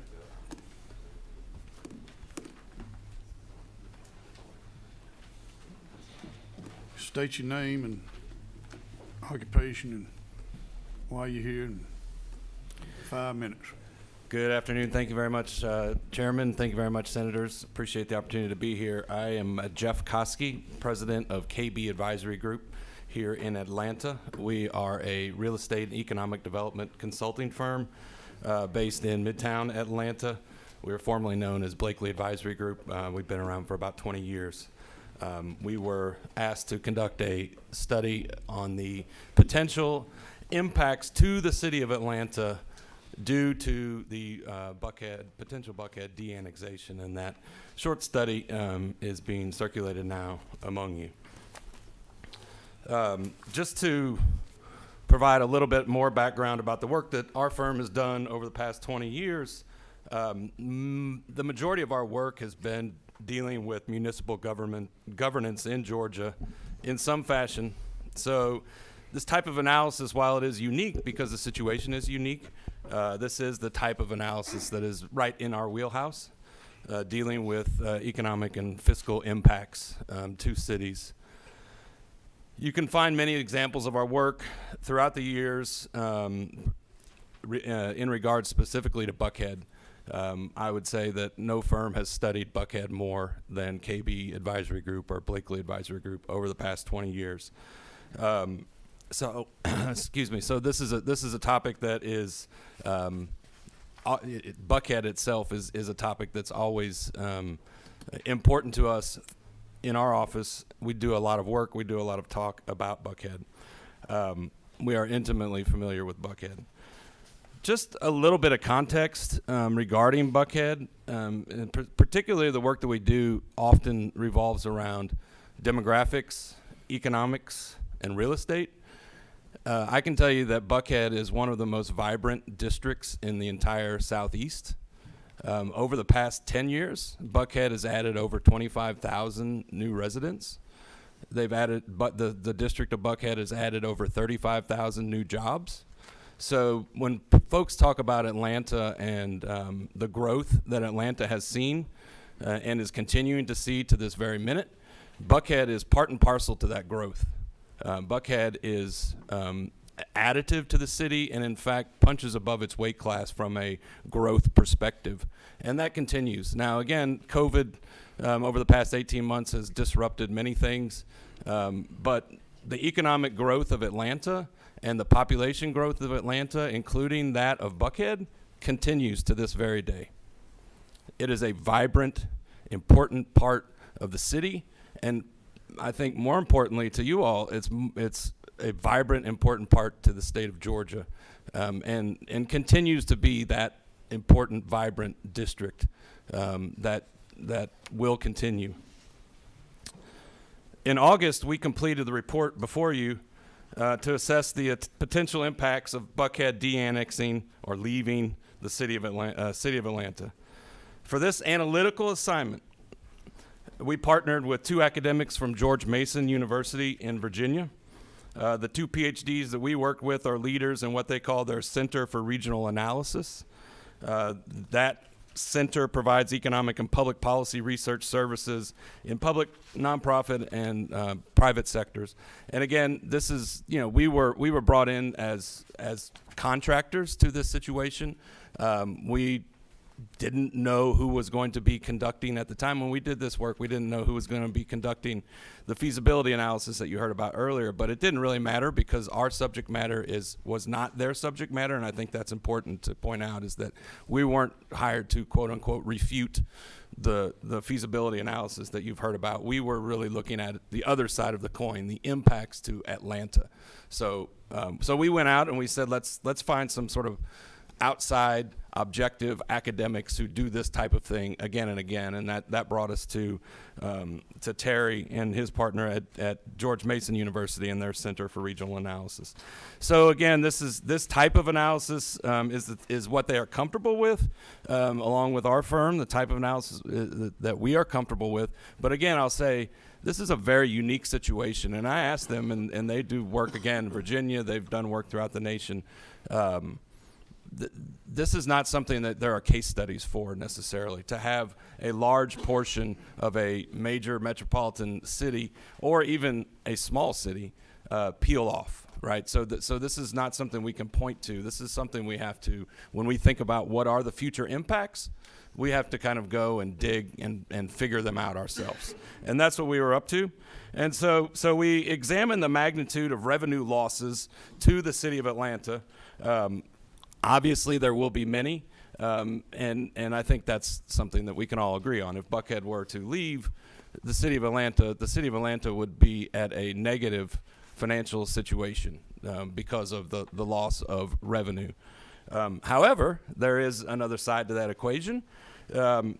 there will be cost savings, right? So that's kind of the question that was asked is what are the revenues that will be lost, but at the same time, how will that equal out, or will that equal out in regards to the into the cost savings? And so at the end of the day, if you get to the bottom line, our estimate is that the city of Atlanta would lose approximately $250 million in recurring revenues. It would enjoy cost savings somewhere in the neighborhood of $150 million. So we're looking at a net financial loss on an annual basis for the city of Atlanta's budget of about $100 million, according to our estimates. Now, we also looked at the Atlanta Public Schools. If you know, in most places in Georgia, but particularly in Atlanta, schools, when you look at your property tax bill, schools are the biggest contributor to your property tax bill. So it goes to stand that APS would be potentially a bigger fiscal loser in this situation, and it's true. Our analysis says that APS, Atlanta Public Schools, stands to lose on net $230 million annually. When you take out the revenues and add in the cost savings.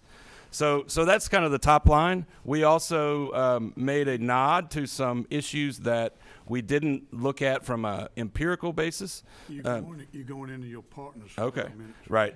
And those types of issues particularly are related to debt, right? There's the existing debt, there's the future debt, and there's the debt ratings, and that will impact the city of Atlanta, but it certainly will also impact the state of Georgia. And we don't have we didn't do a study on that, but we know that it is very likely to harm the city's and the state's debt ratings and the way that the debt and bond markets look at the city. With that, I'll pass it off to Mr. Alman. Okay, go ahead. Good afternoon. Thank you so much for your time, Mr. Chair, members of the committee. My name is Peter Amon. I live here in the city of Atlanta, in the Buckhead neighborhood. I am here today to speak about the negative consequences to both the city of Atlanta and Buckhead of any separation from Atlanta of Buckhead. My input is based upon 2 decades of examining the finances and operations of the city of Atlanta. First, as the partner leading the consulting firm Bain & Company's pro bono work for Mayor Shirley Franklin, starting at the end of 2001 through 2005, and periodically thereafter through 2015, while I was a partner with Bain & Company. Second, as a member of the Atlanta Committee for Progress, a group of business and civic leaders that support the city. And third, and most importantly, as the Chief Operating Officer of the City of Atlanta in 2010 and 2011, when I had responsibility for managing the police department, the airport, the fire department, and all city operating departments. The starting point of any discussion about the City of Atlanta's finances and operations must be its context as a structurally handicapped city. The City of Atlanta is structurally handicapped from a financial perspective and has been for some time. I am referring to the fact that the City of Atlanta represents only about 10% of the metro Atlanta population, yet serves both a much larger daytime group of people and bears most of the infrastructure and social costs of the dense urban core primarily on its own. Few other major cities in the United States are this small a proportion of their metro areas, and those that are often struggle financially and operationally. Those who have not struggled as much, for example, Boston, do so by receiving very large payments from the state governments within which they reside, to the tune of 10 or 15% or more of their general fund. Removing the population, property tax, retail tax, and many other sources of revenue and support of Buckhead from the already structurally disadvantaged city of Atlanta would be disastrous for the long-term health of both the city of Atlanta and of Buckhead. More specifically, to the current draft proposals, as you have heard from KB Advisory Group, Buckhead contributes an estimated $252 million to the City of Atlanta's general fund budget of $710 million. That would be a loss of 35% of the general fund's revenue. Even after removing costs to serve Buckhead, you're looking at a $100 million to $120 million gap to the City of Atlanta, representing 16 to 20% of the city's current budget.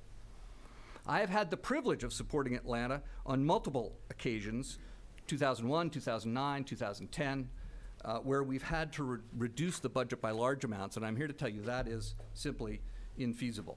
Last time we had budget deficits or gaps of that magnitude, it required harsh spending cuts and city property tax increases on the order of 40 to 50% of the city millage rate, significant property tax increases.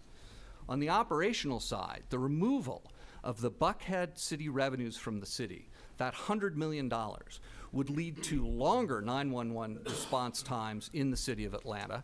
So if you have a heart attack in the city of Atlanta when you're at work or at a restaurant, you're going to have slower response times. We'll be back in the days we were in 2009, where we had fire stations closed and people who had heart attacks could not get medical responses quickly anywhere in the city of Atlanta. So removing that amount of funding from the city of Atlanta has disastrous consequences on the city. Beyond that, unfortunately, the impact on Buckhead would be a problem. The financial service impact would be much greater than purported because of the small scale of the city of Buckhead. The new city of Buckhead would be almost half an urbanized area. It's not comparable to Roswell or Sandy Springs. And it would face significant challenges due to its operating costs. The current analysis also ignores the startup costs and infrastructure purchases Buckhead would have to make. Even if the new city issued bonds, there would be substantial costs. Chastain Park alone, 268 acres in a part of town where land goes for $1 million an acre. It's $250 million right there. Not to mention police, fire, public safety, general equipment and vehicles, significant amounts of assets that would have to be purchased. Third problem with Buckhead, not only would costs be higher than some project, but other fees would go up. As soon as the residents of the new city of Buckhead are no longer part of the city of Atlanta, their fresh water bills would go up 21 to 36%. And that's automatic. That doesn't take legislation. I've got the rate sheet here. If you're not a resident of the city of Atlanta, you pay 21 to 36% more on your fresh water bill. That's current law. Finally, it is critical to note that from all available evidence, there is no indication that public safety would improve if Buckhead left. Yes, more police can and should be added, though frankly, Atlanta could do that faster and cheaper on its own for Buckhead and other parts of the city. But criminals do not respect boundaries, and those coming into Buckhead to commit crimes, as well as those who live here and commit crimes, are unlikely to be materially deterred by the dozen or 24 more officers on any given shift, especially since the Buckhead arrests would still go through the same challenged Fulton County judicial system. More critically, the downward spiral the separation could cause for the rest of Atlanta, along with the deep resentment targeted at a separation that Buckhead caused, would only increase the risk of crime more than any offsetting gains from a larger police force in Buckhead. A better investment of money and time than splitting off Buckhead would be addressing the root causes of crime everywhere in the city and state. Separating Buckhead from the city of Atlanta would be calamitous for everybody involved. Mr. Chair and committee members, thank you for your time. Okay. All right. Senator Jones, you have one question? If I'm so permitted, Mr. Chairman. All right, one question. Thank you. What I heard you say is, based on this analysis, that there is no case study. I'm assuming what you meant by those remarks is there are no other municipalities in this country that are trying to create another municipality out of an existing municipality. Is that correct? I'll defer to that And if you, comment of mine. Yeah. and if it is, can you further expand on why you said there's difficulty in having and not having the case studies for the implications and the impact that this potential creation of this new city would have on the existing city? So I won't go out so far on a limb to say that there is no situation that where a portion of a city is looking to leave I can't make that blanket statement. I haven't looked at You don't all have to. 50 We had states. that in Georgia already, and it got defeated. So Right. So, but that's the point I'm making, is that there was the Stockbridge situation that was proposed to be somewhat similar to what we're talking about today. Not exactly, somewhat similar. It didn't happen. It didn't occur. So the main issue that we have in terms of looking at this from a case study perspective, right, to learn lessons, what happened when, right? Because we were asked to determine what would happen to Atlanta if Buckhead were to leave. And there's nothing in Georgia, and we couldn't find any major municipalities elsewhere in the country where a situation where a large portion of the city has left the major city. The thing that we were really looking for is the questions about debt, right? What happens to the existing debt? What happens to the ratings of the city, the debt ratings of the city? What about the new city being created? How does a ratings agency, rate them? We were just looking for answers to those types of questions, and that's what I was referring to in a case study perspective. Not that there haven't been proposals, but that a situation such as this, there's no apples to apples comparison. That was my point. Thank you. Yes, just had a question. Want to know how many of these feasibility studies KB Advisors has performed? Well, this is not a feasibility study, sir. That we weren't asked to do the feasibility study that was offered here. Okay. We get involved in difficult questions regarding Georgia cities, every single day. It's part and parcel to what we do. So we've been involved in annexation studies, at least one a year for the past many years.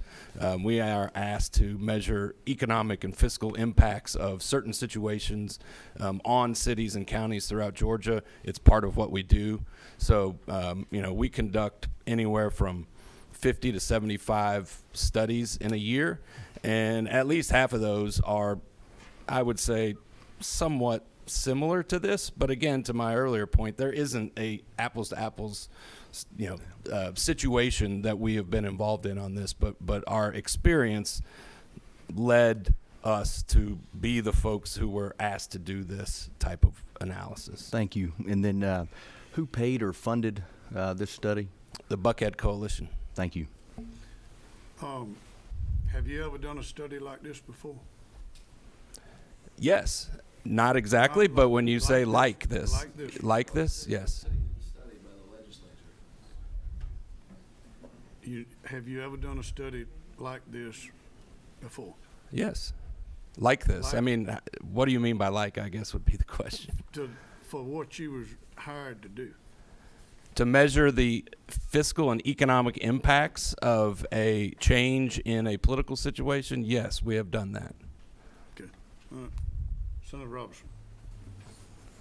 You said that you said we were asked, and you were asked by the Buckhead Coalition to do this? Correct. Do you know if you were the only firm that was approached and asked to do this?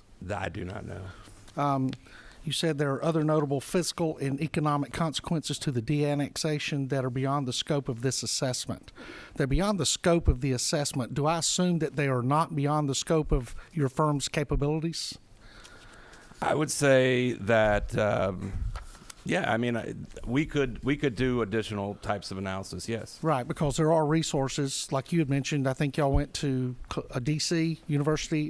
George Mason University. We partnered with George Mason, yes, y'all sir. partnered with George Mason, so the resources are there. So this right here focuses on the limited question that you were asked to do by your customer. Would that be correct? I think it's fair, sure. Okay. Well, is it fair? Is it correct? If Correct. I take the truth and cut the corners off of it, it's fair. Let's speak the truth.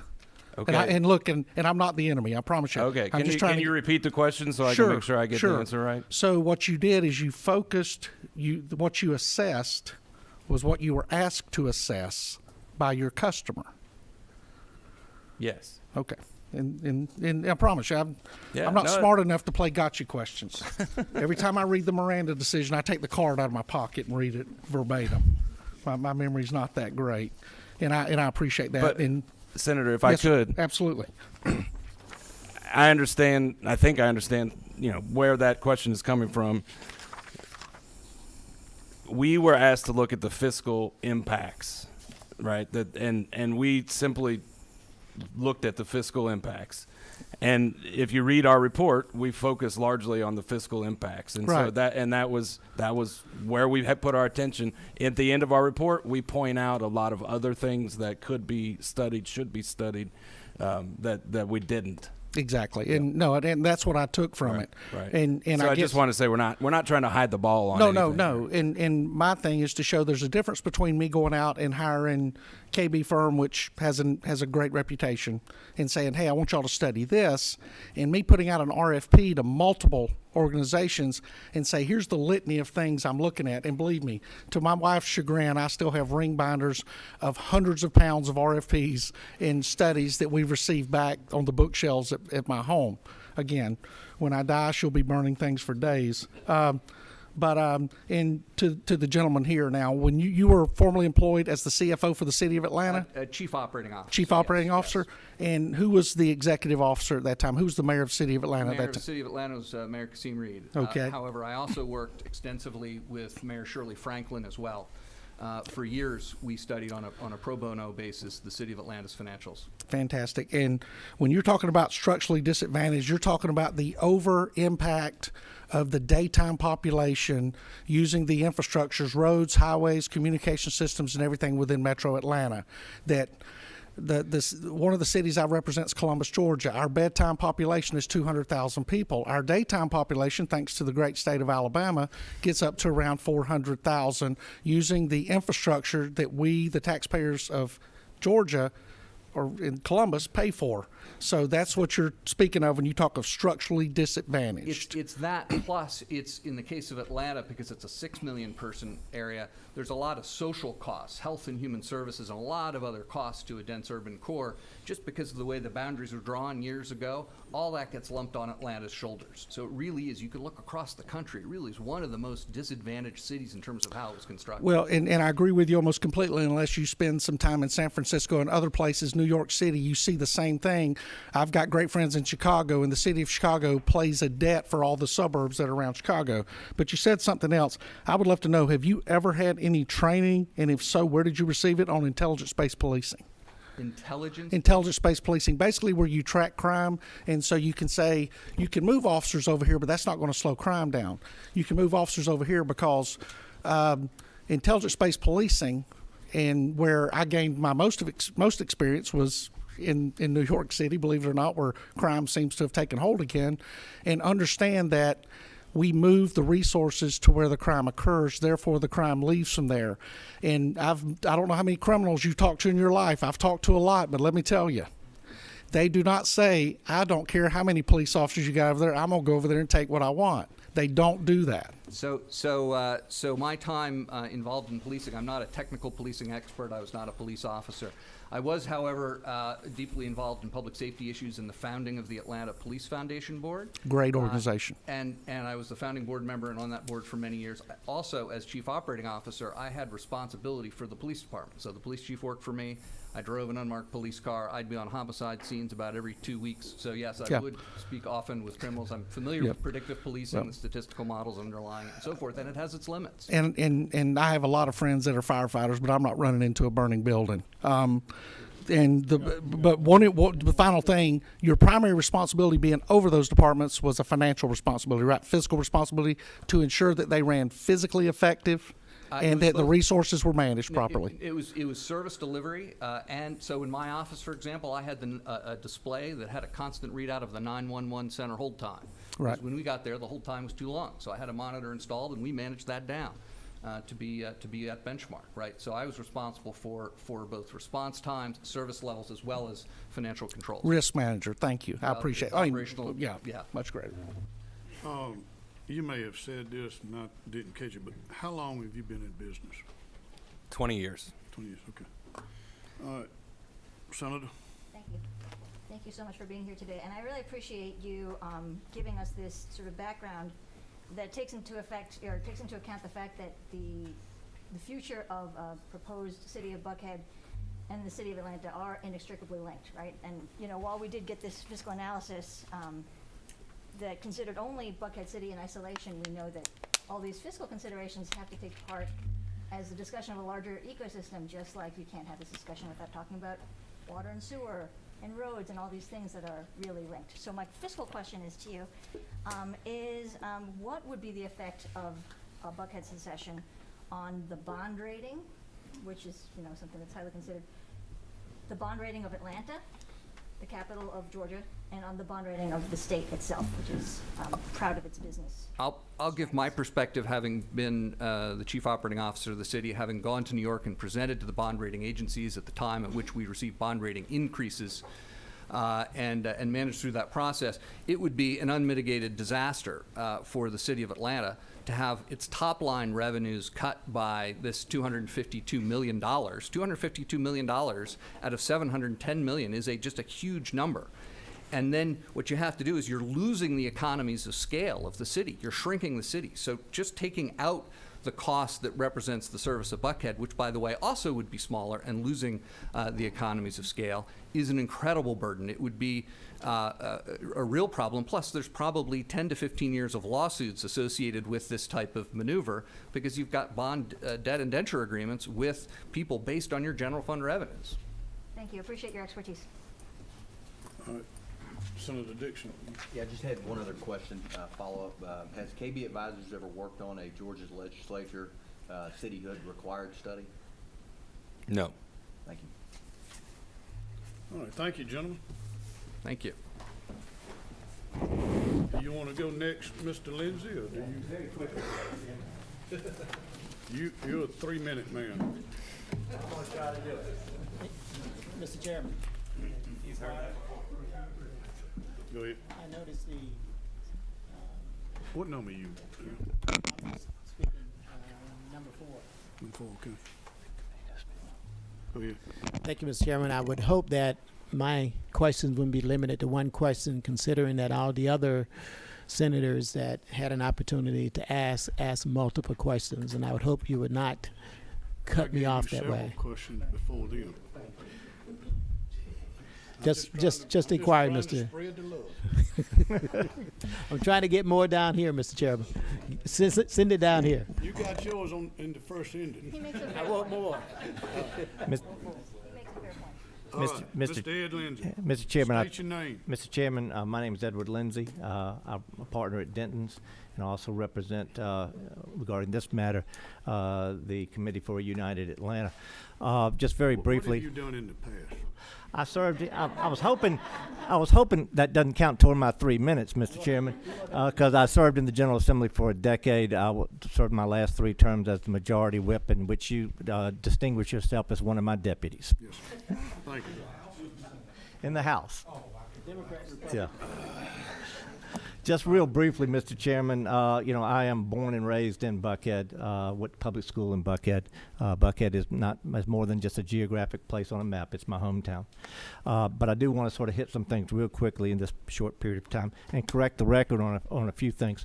First off, Mr. White was mistaken in terms of who is funding the opposition. My organization is funded entirely by private entities, private individuals. In addition to that, Buckhead Coalition is funded entirely by private individuals.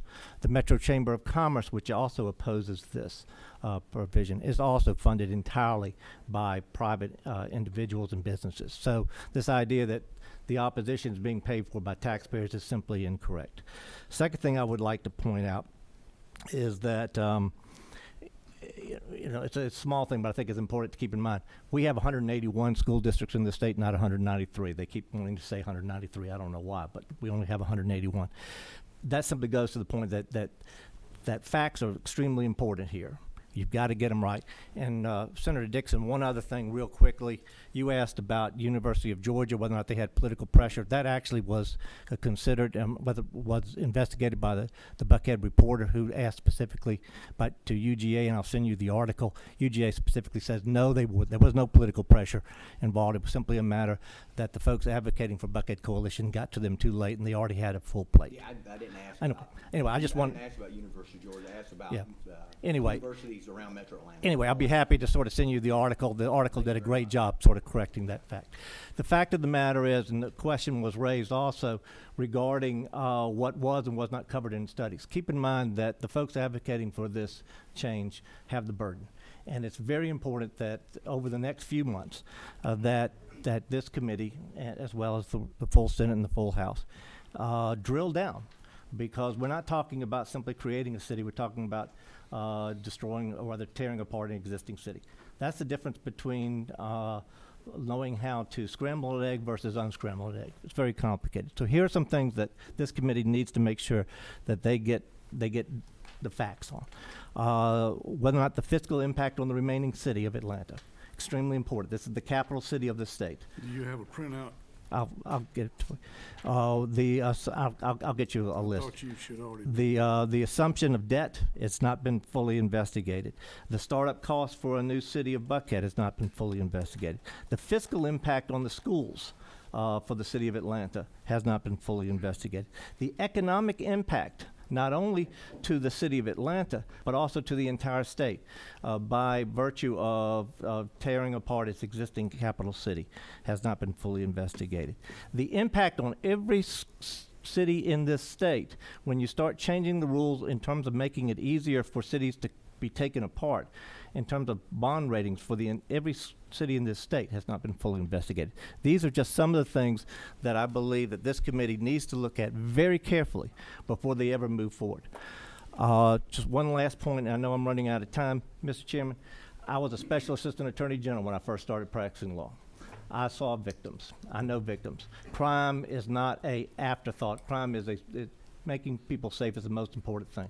My concern here with this is that I don't believe that this proposal will fix the crime problem. I think instead it will create new problems for my community. And with that, Mr. Chairman, I want to turn it over to the other witnesses who will also testify. But I'll be happy to answer any questions. We got a question for you. Yes, sir. Senator Jones. Mr. Chairman, his presentation was so thorough, he answered my question. Okay, good. All right, let's go on there. Okay, but anyway, I'll send you a list. But I really wanted to drill down further because what action is being considered here is something that's critical for our 350 some odd cities in the state. And you mentioned a little bit about that, but I want you to really, really kind of elaborate further because there are other cities, and please tell us what the impact it would have on the city of Atlanta, for example, being able to issue new bonds. And I also understand that the state of Georgia is on the hook for about $1 billion in sewer infrastructure improvements in the state of Georgia. What would it do to the state's bond rating? That's something that hasn't been fully investigated, but I will tell you this, what I do know about bond ratings and how bond ratings are established. One thing that bond companies look at in terms of establishing ratings is the overall legal landscape in terms of when it comes to creation of cities and when it comes to supporting cities.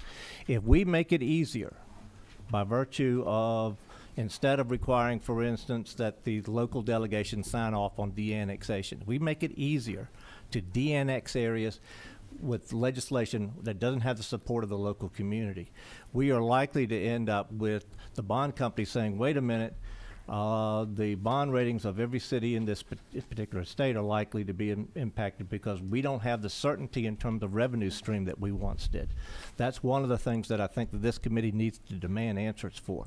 And I know that Georgia Municipal Association is going to testify after me, as well as the mayor of Tifton, and perhaps they might have a little bit more information than I do. But what I want to emphasize is that's a question that the other side simply hasn't answered. And while it's quite true that, in terms of what people were asked to do, the fact of the matter is these are questions that the proponents need to answer to you before you ever vote a bill out of this committee. And I know you will. Senator Robinson. Thank you, Mr. Lindsay. You started out two things at the beginning and the end. You said before you got into politics, I think you were an assistant attorney general. Special assistant attorney general up in the mountains of North Georgia. Okay, Georgia. So you were working with a federal court? No. This was. Is this the district attorney's office? No, this is the state attorney general. Farms out some of its work to local law firms in small towns. Okay, I understand what you're saying. Yeah, and while I appreciate that, I think the crime you dealt with and the crime I dealt with is a little bit different. A little bit different. I dealt with children who were being abused. Yeah, I did too. Yeah, I appreciate that. And then all the other things. Yeah. But I also did criminal defense work. yeah, I don't hold that against you. Please don't. I love due process. You started out by saying because of your background as an assistant AG, you said that they have the burden. Who has the burden, and under what case law does a group of citizens that want to come up and self-determine, what case law determines who has the burden, or is it a question of legislative? Yeah. Yeah. No, what I'm talking about in terms of any time that I bring any bill before this committee, or any time that any of us bring a bill to the committee, it's up to the burden rests with whoever is proposing the bill to come before the committees and lay out why this is good legislation, and to sort of take care of those questions that may not there. I'm not talking about a legal right, because in that scenario, then the opposition has the burden to come up and discount the reasons that the original author of the bill comes up. I think that both sides need to come before and be as frank as possible. What I'm simply pointing out is that if you're coming before this committee asking for a radical change in terms of the structure of the state, in terms of how we handle municipalities, particularly when it's the capital of your state, you ought to be demanding that folks come with a lot of detail. And that's all. Yeah. And burden is a legal term. What I meant was anytime that any of us come before your committee asking for a bill, we ought to be the ones to lay out the details. Well, and I know we got involved with the RFPs and everything else, and who hires who and all this. And Senator Dixon asked a question concerning you are paid by this group. Yeah. That what's the Committee tax for United? And what's the tax designation of the committee? It's a nonprofit. It's a 501c3. Yes, sir. Okay. And now, are they paying you as an individual, or are they paying you in your firm? They pay my law firm. Okay.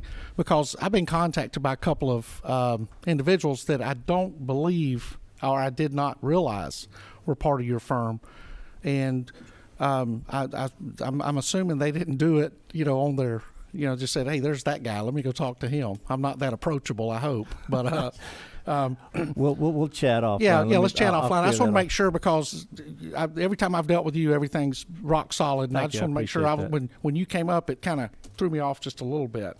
But I think that's all I have, Mr. Chair. Look forward to chatting with you further, Mr. Chairman. Thank you, Mr. Lindsay. Thank you very much. Look forward to working with you and working together to answer these questions that the senator and others have raised. Dorothy, would you make my comments, because I'm the first witness signed up. I'm on. We can't stay. This gentleman decides who's next witness. You're deciding. Not me. I had signed up to be a witness, but my ride back is leaving at 4, so. What time is it now? 4:03 or something. Okay. All right, Deb, you want to go right now? Private citizen from Buckhead. Dorothy? Yeah. Hey, come on. Thank you. I'm Dorothy Yates Kirkley. I'm a native of Atlanta.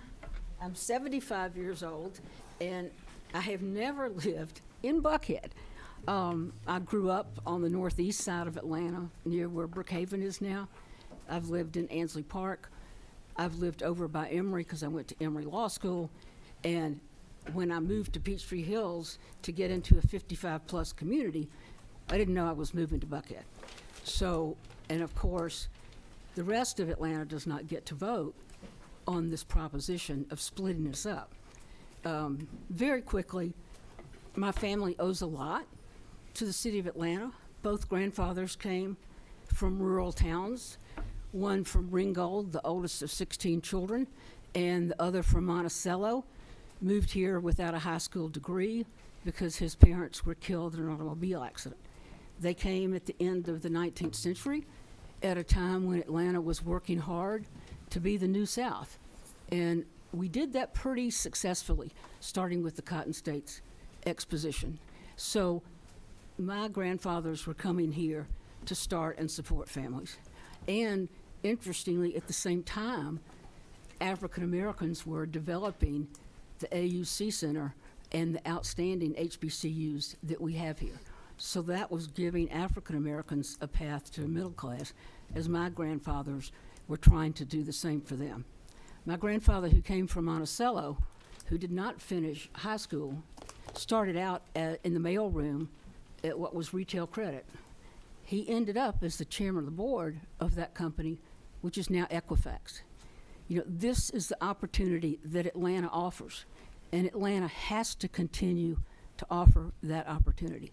I am not an expert. I'm a lawyer, so let me say a couple of things about crime. I also started in the state attorney general's office, probably assigning cases to Mr. Lindsay because I'm 75. And I started testifying before the State House and Senate 50 years ago. So I'm delighted to be back. Thank you very much. And next, after I worked with Mr. Bolton's office, I went to the U.S. Attorney's office here in Atlanta, where I was a prosecutor. And I do know crime, and I do know victims, and I do know criminals. I have been to the maximum securities of the Atlanta Federal Penitentiary to interview a witness, actually a defendant, who was convicted of racketeering and 4 murders, and 2 of the murders were of completely innocent men. And I knew the family of one of them really well, and it stayed with them for many, many years. So I feel that I do know, not completely, but I do know criminal justice systems. And I think one important fact that I think Senator recognized is the importance of the Atlanta Police Foundation. It is a creative body that's working to improve the crime situation in Atlanta. And of course, in Atlanta, in Buckhead, all over Georgia, and in many parts of the country, crime has to decline substantially. Many experts say that the uptick in crime everywhere is COVID related, that they expected to see an uptick in crime coming out of COVID, and it has happened. And it's now up, I think, to all of us to pull together to figure out how to reduce it. This was obviously the most spectacularly awful period of most of our lives to go through COVID, and we're not out of it. And without saying anything much about the current mayor of Atlanta, this election, she's going to be gone because she didn't want to run again. And so we've got a new mayor, a new opportunity to make this better and to make this right. Ma'am, I'm gonna have to cut you off. Of course. I want you to get that ride. I don't want you to miss your ride. Yeah, I have to. But we I'm got 75. got a question from Senator Jones. And I'll be quick, Mr. Don't let her miss a ride now. Thank you. But I just want to thank you for coming forth and sharing your story. I am a native Atlantan as well, born and raised on the northwest side of town in 30318 zip code, at the worst crime in the city. Yeah. But as you know, that even in those situations, you still have good people that come up out of those ashes. And Atlanta has always been, which is why it's been the symbol of the phoenix, rising up out of the ashes. And my brother retired after 34 years on the City of Atlanta Police Department, and I know he fought crime all over the city.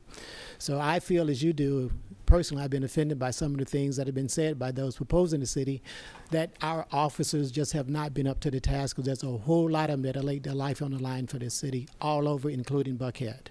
Those shiny buildings wouldn't be up there without other areas of the city, and certainly those shiny buildings up there, high rises, wouldn't be there without the backbone of the city.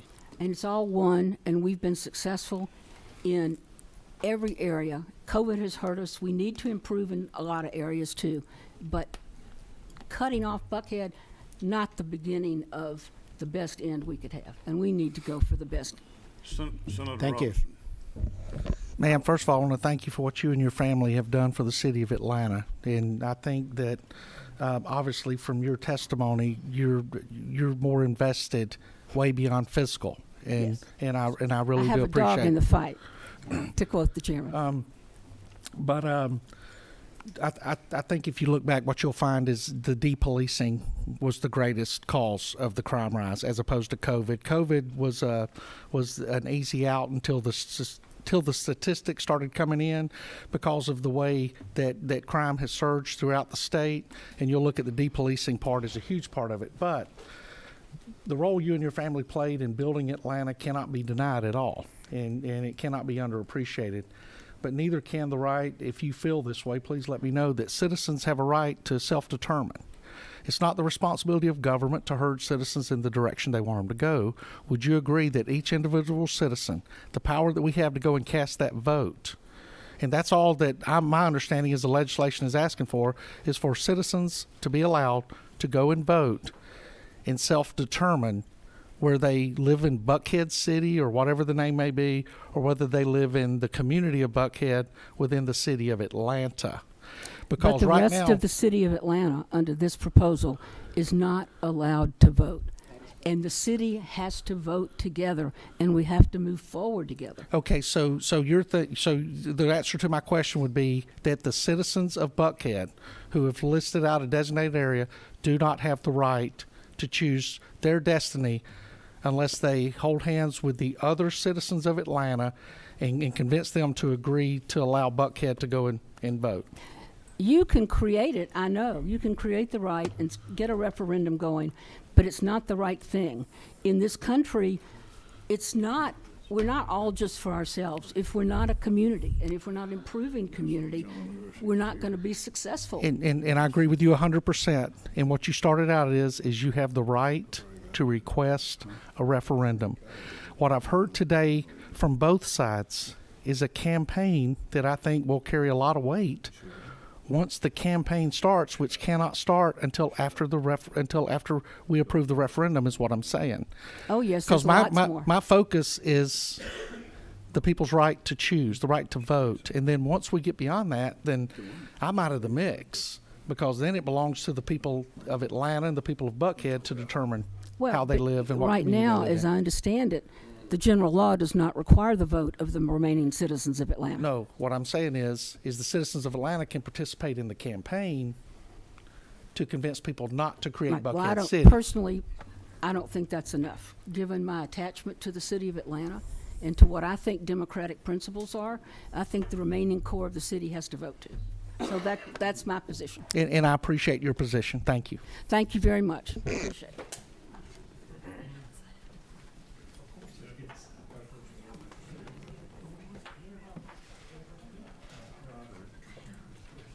All right, Kevin Green, thank you for being here, Ms. Dorothy.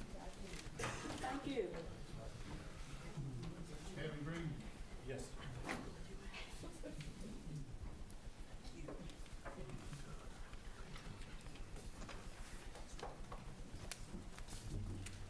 Thank you, Mr. Chairman. Senators, my name is Kevin Green. I'm president of the Midtown Alliance.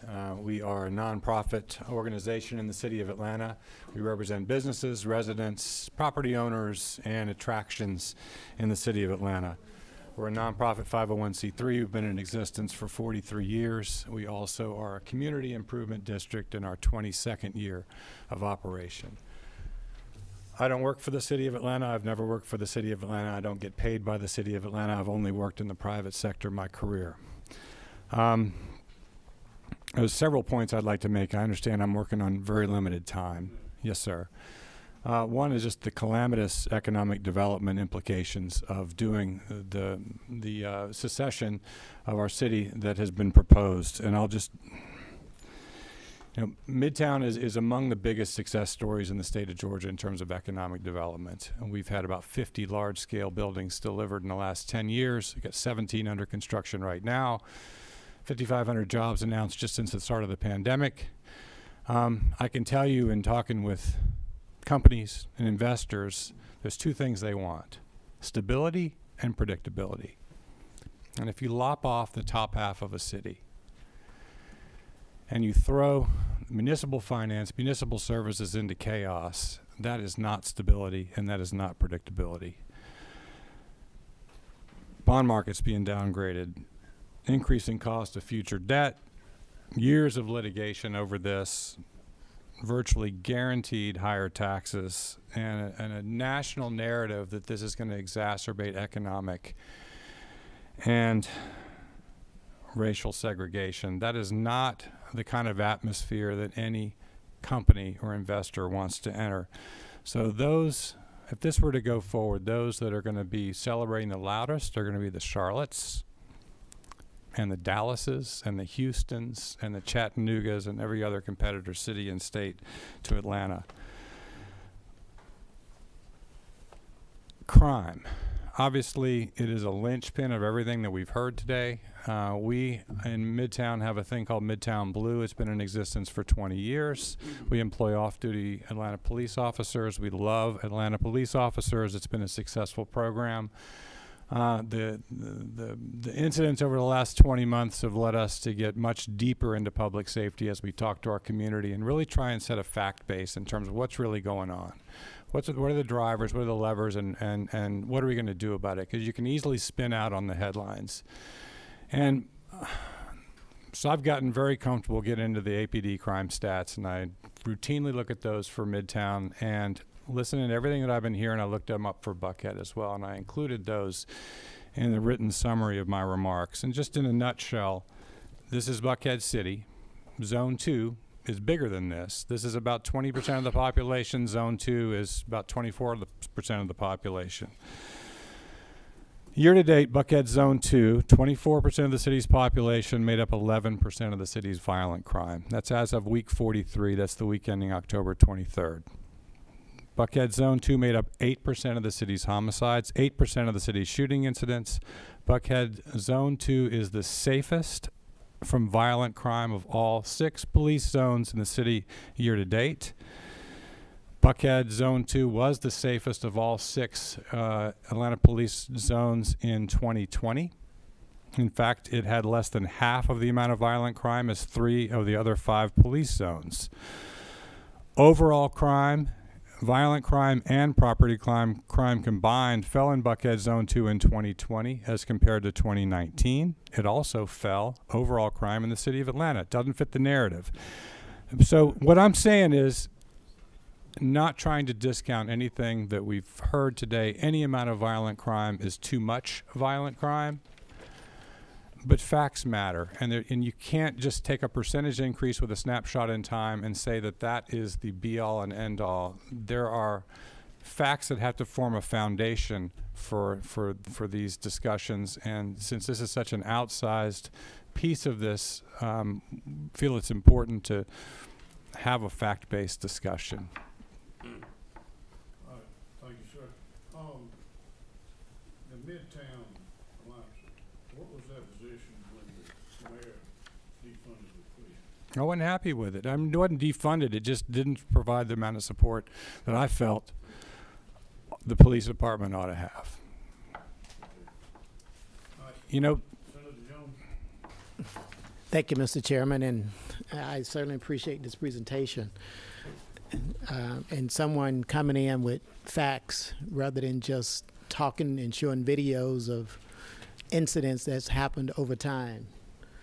I noticed on your on your handout that Midtown has a supplemental police safety program. Do you know whether or not Buckhead has a similar program?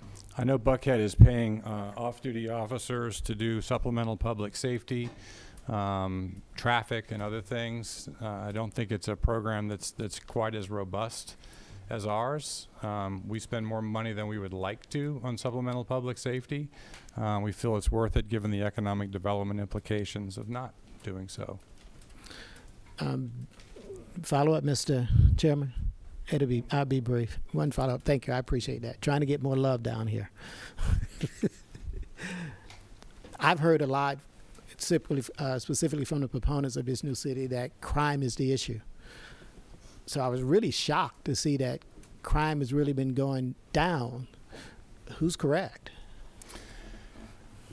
If you look across the country, violent crime in particular has been going on down in every major city for the last 30 years. There's a lot of reasons behind that, crack epidemic and other things. You know, violent crime went down more than most cities. In the city of Atlanta, went down even more than most cities. 79% decrease from 1990 through 2020. About a 70% decrease of property crime. That's not translating because homicides went up. Homicides generally make up a pretty small percentage of violent crime. So if there are, say, 3,700 incidents of violent crime in the city of Atlanta in a given year, and 154 homicides, that's a small number, but it's big, particularly if you are a family member or a victim of a homicide. So homicides went up. Violent crime in general has tracked down. over the last 30 years. When I moved to the city in 1986, there were probably 260 homicides with about a third less population. In 2019, there were 94. So we really have made tremendous progress as a city in terms of violent crime. Violent crime has gone up across the country. FBI just released its uniform crime statistics in September. I think that homicides across the entire United States went up the most they've ever measured since they started measuring in the 1960s. This is not an issue that's unique to the city of Atlanta. In fact, one piece of the FBI's analysis, which frankly took a lot of people by surprise, is you are more likely to be the victim of a violent crime in 2020 in the state of Georgia than you were in the city of Atlanta. 400 persons per 100,000 were victims of violent crime in the state of Georgia. In the city of Atlanta, it was 387 per 100,000. So it's not just a city of Atlanta big city issue. It's still an issue. It's an issue we've got to remain vigilant about. This is not a time to mess around, but throwing this entire city into disarray is not the way to solve it. Thank you. Did you say that crime in Atlanta, the city of Atlanta, has gone down? Overall crime in 2020 went down compared to 2019 in the city of Atlanta. That's overall violent and property. Thank you. The good chairman almost asked my question for me. Had the opportunity to have your police chief testify last week. Facts matter, correct? They do indeed. So we need to take violent crime, move them to this side, and take other crimes and move them to this side. The reason overall crime has gone down in the city of Atlanta is because burglaries have experienced a historic drop. And what caused burglaries to drop is that over 95% of all burglaries created in the United States happen during the day. And in the middle of a pandemic, what doesn't happen when you're not in a pandemic is there are more people home. Children aren't in school, so they're home. Most burglars, the vast majority, are not violent. They want to go in, grab something, and get out. So it's a nonviolent crime. Correct. The FBI does count it. But the dangerous burglars are those that come in at night, which are rare, extremely rare, unless it's a commercial business. So any drop in the overall numbers can be attributed to those kinds of drops when you factor in the huge percentage of burglaries, the drop in that property crime. But when you look at the homicides, the rapes, and then if you want to jump off there and look at ag assaults and some of those things, you'll see that. And if you normally have a drop in an ag assault, you'll have an increase in a homicide, which meaning medical services didn't get to the ag assault in time, so sadly the individual expired. So I think facts do matter, and I do agree with you that this is happening in other places, which other places handled COVID entirely different, which is what I'm saying is the Minnesota impact of on depolicing with the riots and in Atlanta, the unique, which we saw the ripple effect of it, where they went out and arrested a large group of law enforcement officers without any due process and without any ability that any other person that they would have called a legitimate intentional criminal would have received, had a huge impact throughout Georgia. But the thing that you said is absolutely right, is it's an issue. It's an issue for the city of Atlanta to handle on their own. It's an issue for the city of Miami to handle on their own. One thing we can't do, and you didn't do it, and you laid it out by saying it is an issue, is that we never say, well, crime's up in New York, so crime's up in Atlanta, so that's cool. If it's in our city, and I've got a city with a high homicide rate, very high homicide rate, and when they tried to use the argument, well, Senator, it's going on in other places, I said, I don't represent other places. I represent here, and there are solutions to be handled to get it down here. So facts do matter, but when we discuss this, we need to make sure we have a bright line between violent crime and somebody going in somebody's yard and stealing a bike or breaking into, some commercial business late at night. But thank you so much, and I appreciate the contribution that Midtown makes, especially on an economic impact to the city of Atlanta. Thanks, Senator. Thank you. All right, we have Tom. Do you want to go with the mayor at the same time?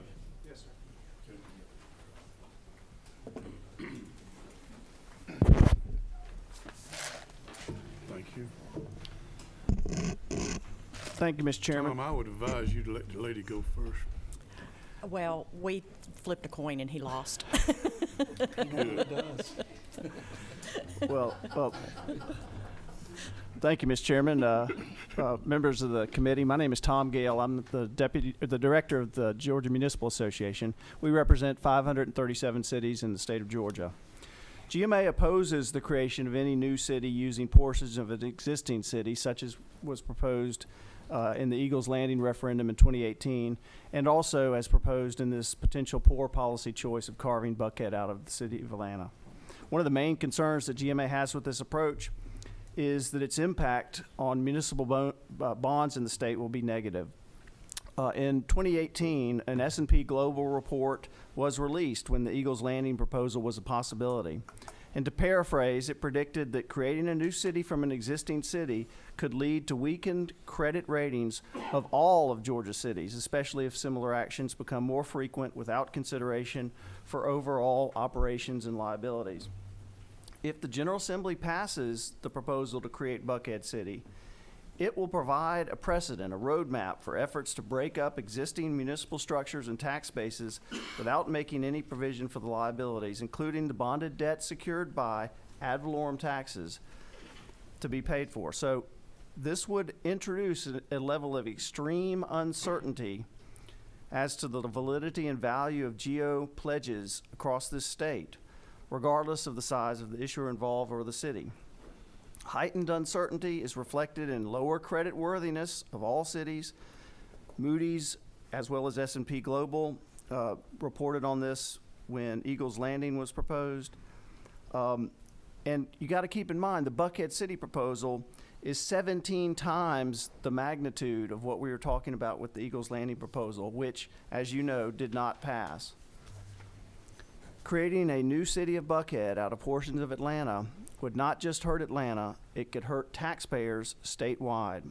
Should this legislation pass, it's likely that the credit rating agencies would essentially downgrade municipal bond market in Georgia, thus raising the costs to taxpayers in cities across the state. So, Mr. Chairman, I'd like to introduce to you, if with your permission, our first Vice President of the Georgia Municipal Association, the Mayor of Tifton, Mayor Julie Smith. Good afternoon, Chairman Anderson. Good afternoon, members of the committee. Like Tom said, my name is Julie Smith. I'd like to start off with just thanking each of you for your service to our state and to your communities. What is your occupation? I'm a realtor. I'm in real estate. Right. But I serve the citizens of And the where city are of you Tifton. from? I'm from Tifton, Georgia. Have you been through Tifton? Okay. Well, I invite you to stop and spend some time. I will personally give you a tour.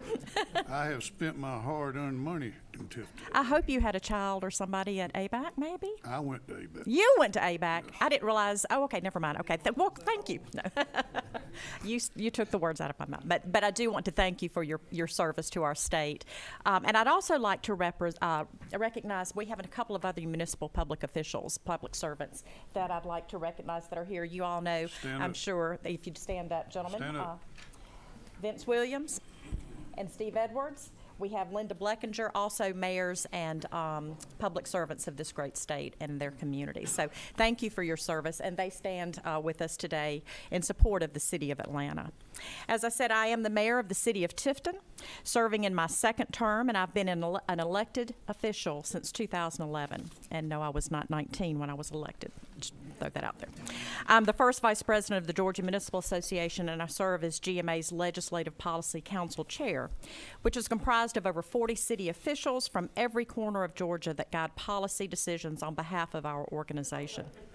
In 2018, GMA was confronted with the issue of incorporating a new city using parts of an existing city. At the time, there was a proposal to incorporate a new city of Eagles Landing from the existing city of Stockbridge, Georgia. GMA has a formal year-long policy setting process, and a municipal incorporation task force was created to better examine this issue and to decide the direction of our advocacy efforts. Ultimately, the association determined that the proposal was not appropriate in the case of Stockbridge due to negative financial and social impacts that the city would have faced from losing a large portion of their tax base. Furthermore, our organization, GMA, determined that the ripple effects of this dangerous precedent would have impacted municipal bond ratings for all of Georgia's cities and had the potential to jeopardize any city's future feasibility should they face a similar proposal. As a result, our membership of 537 cities adopted a policy position that GMA would advocate against any proposed new city which would use any portion of an existing city's boundary. With that policy as our guiding principle, I've come to express my strong opposition to the proposed city of Buckhead. As any mayor or local elected official knows, we have a responsibility to work with our council members and our constituents to ensure that a quality of life and public safety is available to all within our community. The citizens of Tifton elected me and our city council to oversee those decisions. If we are not doing a satisfactory job for our constituents, they have the opportunity to let us know at the ballot box. On Tuesday, municipal elections were held throughout our state, and there'll be some new individuals joining the GMA membership due to changes in office. That's the democratic process, and that process works. The cityhood proponents have asked for the opportunity to cast a vote.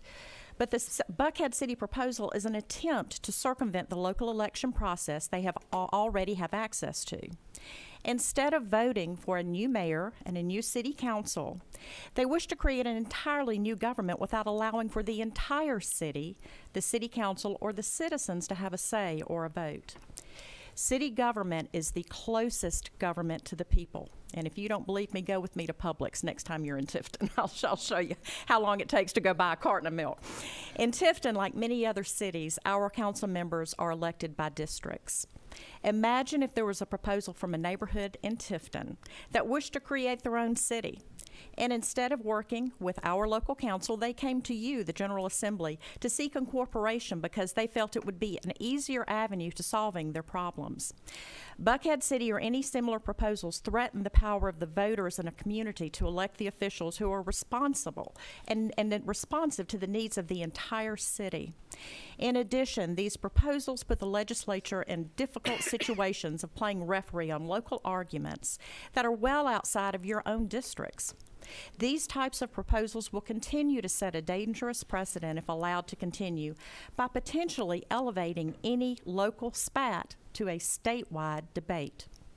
We've heard a lot about the concerns of crime as the motivating factor for Buckhead City. Mayor, we need to wrap it up. Okay, I'm going to go very quickly. In my job as a realtor, I deeply understand these concerns and how they impact property values. Unfortunately, though, incorporating Buckhead City will not stop the crime issue. We had our Legislative Policy Council meeting today at the beautiful new GMA office building right around the corner.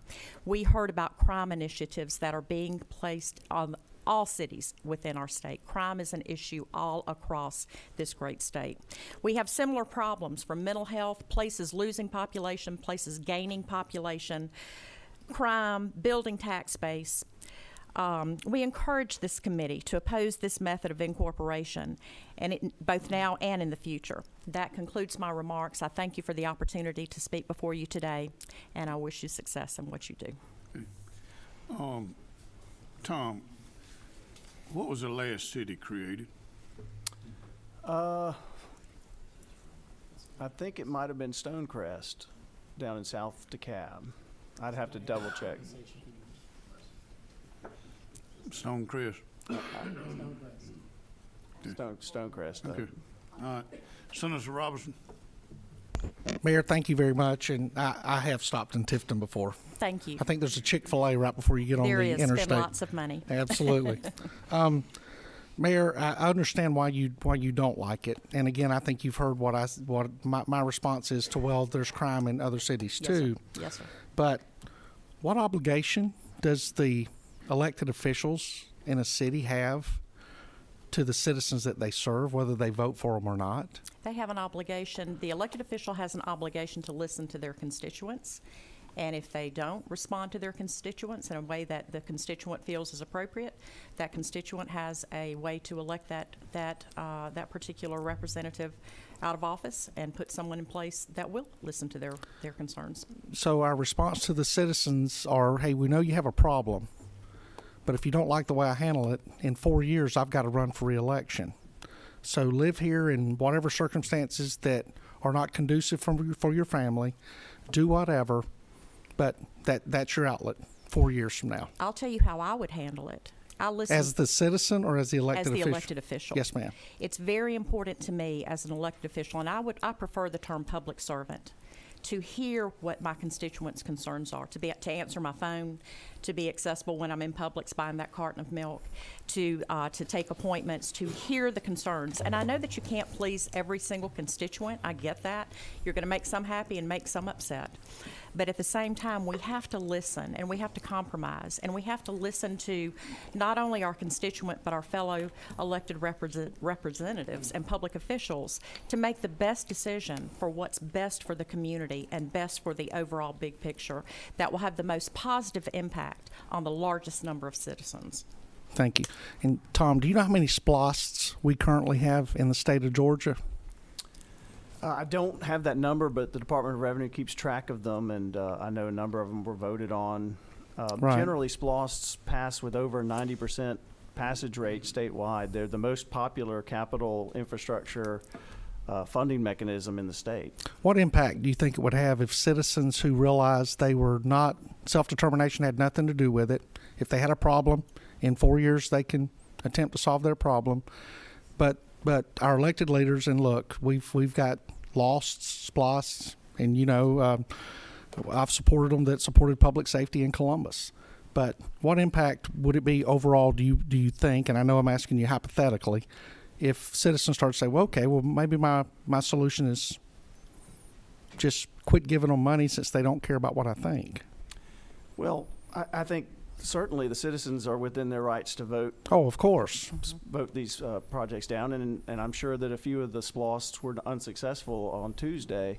I know yours was successful. You've got a new judicial complex being... I actually live in Harris County, but oh, yeah, that's theirs right, was that's successful. right. Yeah. Well, in your district. That's right. In your district. But yes, the voters have the ability to express their displeasure either with the elected officials that are in their city or on tax issuances like a SPLOST. And one thing that I don't think really, this is something to Mr. Lindsay's point, one thing that's not even really being discussed at this point is the municipal option sales tax, the City of Atlanta's most, has been in place for many, many years. And actually, the municipal option sales tax bill and the bill to give the Columbus OLOST, they were the same bill many years ago. And that municipal option sales tax was voted on by the entire populace of the City of Atlanta. How does that most and the funding mechanism that's tied with it, plus any potential bonded indebtedness that goes with it, how does that work if the Buckhead citizens are just allowed to walk away? Well, I've been told, and they're not walking away from any of their debts, is my understanding. I was told that they're going to meet their bond debt. They're going to do everything, basically lift up, handle their portion, but that's neither here nor now, and we didn't see that here this morning or this afternoon. But if we're giving citizens the right to go out there and vote for SPLOST and to hand money to public servants like you and myself and others to do the job with, but we draw the line at something, because like I said, I've heard a lot of campaigning for a referendum, against a referendum that has not even been approved yet. And so that's my concern. I have a lot of respect for your organization. Y'all do a tremendous job, and you and I were just together, a few weeks ago in Columbus. But is there any concern over that you're telling the citizens? And is Atlanta a unique situation where maybe in other parts, but y'all have a blanket policy that says no city Senator, can do that? I think respectfully, I think that Yes, the difference is when you're talking about creating a city out of an unincorporated area. Oh, I understand the difference. Right. I live in an unincorporated right. city. So that's a separate and different and unique situation versus what we're talking about, where you're going to take basically the heart out of a community that has been a part of that community since its inception. But your solution is to tell them, hey, if you don't like the way I do it, in 4 years, vote me out of office. And I think there's got to be some middle ground somewhere in between those two options. But and I think, I respect that. And I think something that this is kind of a bigger question for this committee. I mean, many of you may recall a few years back there were a number of county level ballot questions in South Georgia to call for those counties to secede from Georgia. I don't know if you recall that. Not a wise decision, in my estimation. But imagine if the General Assembly were to allow counties, particularly counties in South Georgia, to leave the state. Surely you would give them a right to vote, because that's all you're doing, right? But is that a wise decision for the brand of the state of Georgia, for in this case the brand of the city of Atlanta? I would argue it's bad from multiple policy reasons, particularly the bond implications, but from just a PR perspective, the Atlanta brand and the state of Georgia's brand may be tarnished forever. And that goes back to the comment that I made earlier in response to your question. What's the best for the greater good? And that's what we have to look at. And I'll tell you what's best for the greater good, if this is directed at myself too, is for those of us who are public servants to do our job. Yes. And to prioritize the responsibilities. And I hate to say it, but sometimes the responsibilities are not giant football stadiums and baseball fields, but they're public safety, their sanitation, their this infrastructure issue that the city of Atlanta has. These things never come up when public servants do their job. And quit running around looking for trophies and plaques, but come up here and do their job, whether they're mayors, state senators, governors, or anybody else. And so we get ourselves in these situations, and the citizens want a way to solve the problem. All right, thank you. Thank you. Thank you, Chairman, members of the committee. Senator, step forward. Mr. Chairman, I'll be quick because it's been a long day, 2.5 hours plus. But if in 1 minute he could come up, we just heard from our bond attorney. Bonds have been spoken about. Could you come read what our attorney said of how the bonds would be handled real quickly? Thank you. And just 1 minute. No, 1 minute. To address, the mayor said that Buckhead has been part of Atlanta since the beginning. That's not true. Buckhead was illegally annexed in 1952 without a referendum. So let's all remember that fact that the mayor stated it can't separate something that's been in Atlanta forever. She doesn't understand what she's talking about. The total principal amount, well, she doesn't have that fact right. And somebody said facts matter. The total principal amount apportioned to Buckhead City is estimated at $231,328,000. The amount assumes that 40% of the tax-supported debt is apportioned to Buckhead beginning in 2023, based on the percentage of Atlanta's tax digest attributable to Buckhead City. A few items. First, $231,328,000. Estimate includes intergovernmental obligations for which enterprise revenues, parking receipts, etc., may be pledged to payment of the debt. In those cases, the amount required to be paid by Buckhead City should be reduced by the net of the associated revenues. Second, the estimate excludes two obligations totaling $86 million, for which no public information is available. So we are including that just in case.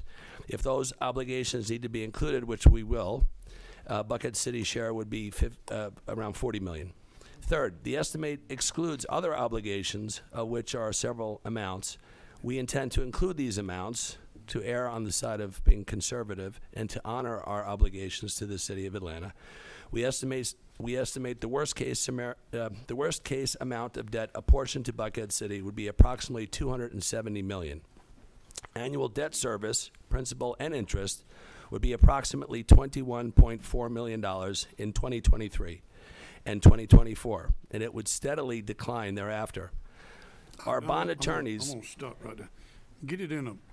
I'll send it to you. Get it in a program for us. I'll have the bond attorneys send it so it comes from them. Thank you.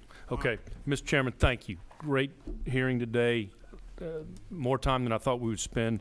And I want to thank you and the committee for giving me the time to present this. I will be dropping the bill when we can pre-file on November 15th. And I know we'll have more hearings in the future on this. I just want to close by saying I was involved in creation of Milton, Johns Creek, and Sandy Springs. And those citizens wanted control of their own destiny. They wanted control of zoning. That was driving it, trash pickup, better parks and recreation, and public safety. And I remember at the time Fulton County saying this will lead to doom and gloom. It'll put Fulton County out of business. Guess what? Fulton County budget has increased, and they're doing just fine. It was not the doom and gloom that they predicted. The city of Buckhead wants to do the same on local control. They want to have their zoning and trash pickup, but make no mistake about it, crime is driving this issue. And you saw from the video and from Ms. Kovac's testimony what's going on in Buckhead. And I'll just close with this. I had a citizen call me the other day that knew I was carrying this bill, and he said, I will not allow my wife to go and gas her car up in broad daylight in Buckhead. Now, folks, think about that. That's unacceptable, that someone cannot feel safe to gas up their car in the middle of the day in Buckhead. So I would just say it's unacceptable, and we must get control of crime, and if we don't, we won't have a Buckhead. So that's up my closing comments. Thank you. I look forward to more hearings after I drop the bill. Thank you, Mr. Chairman and committee members. Senator Jones, did you have something? Okay. Ladies and gentlemen, I want to thank y'all for being here. Thank you for having patience with us so everybody could speak. At this time, does anybody want to adjourn? This meeting's adjourned.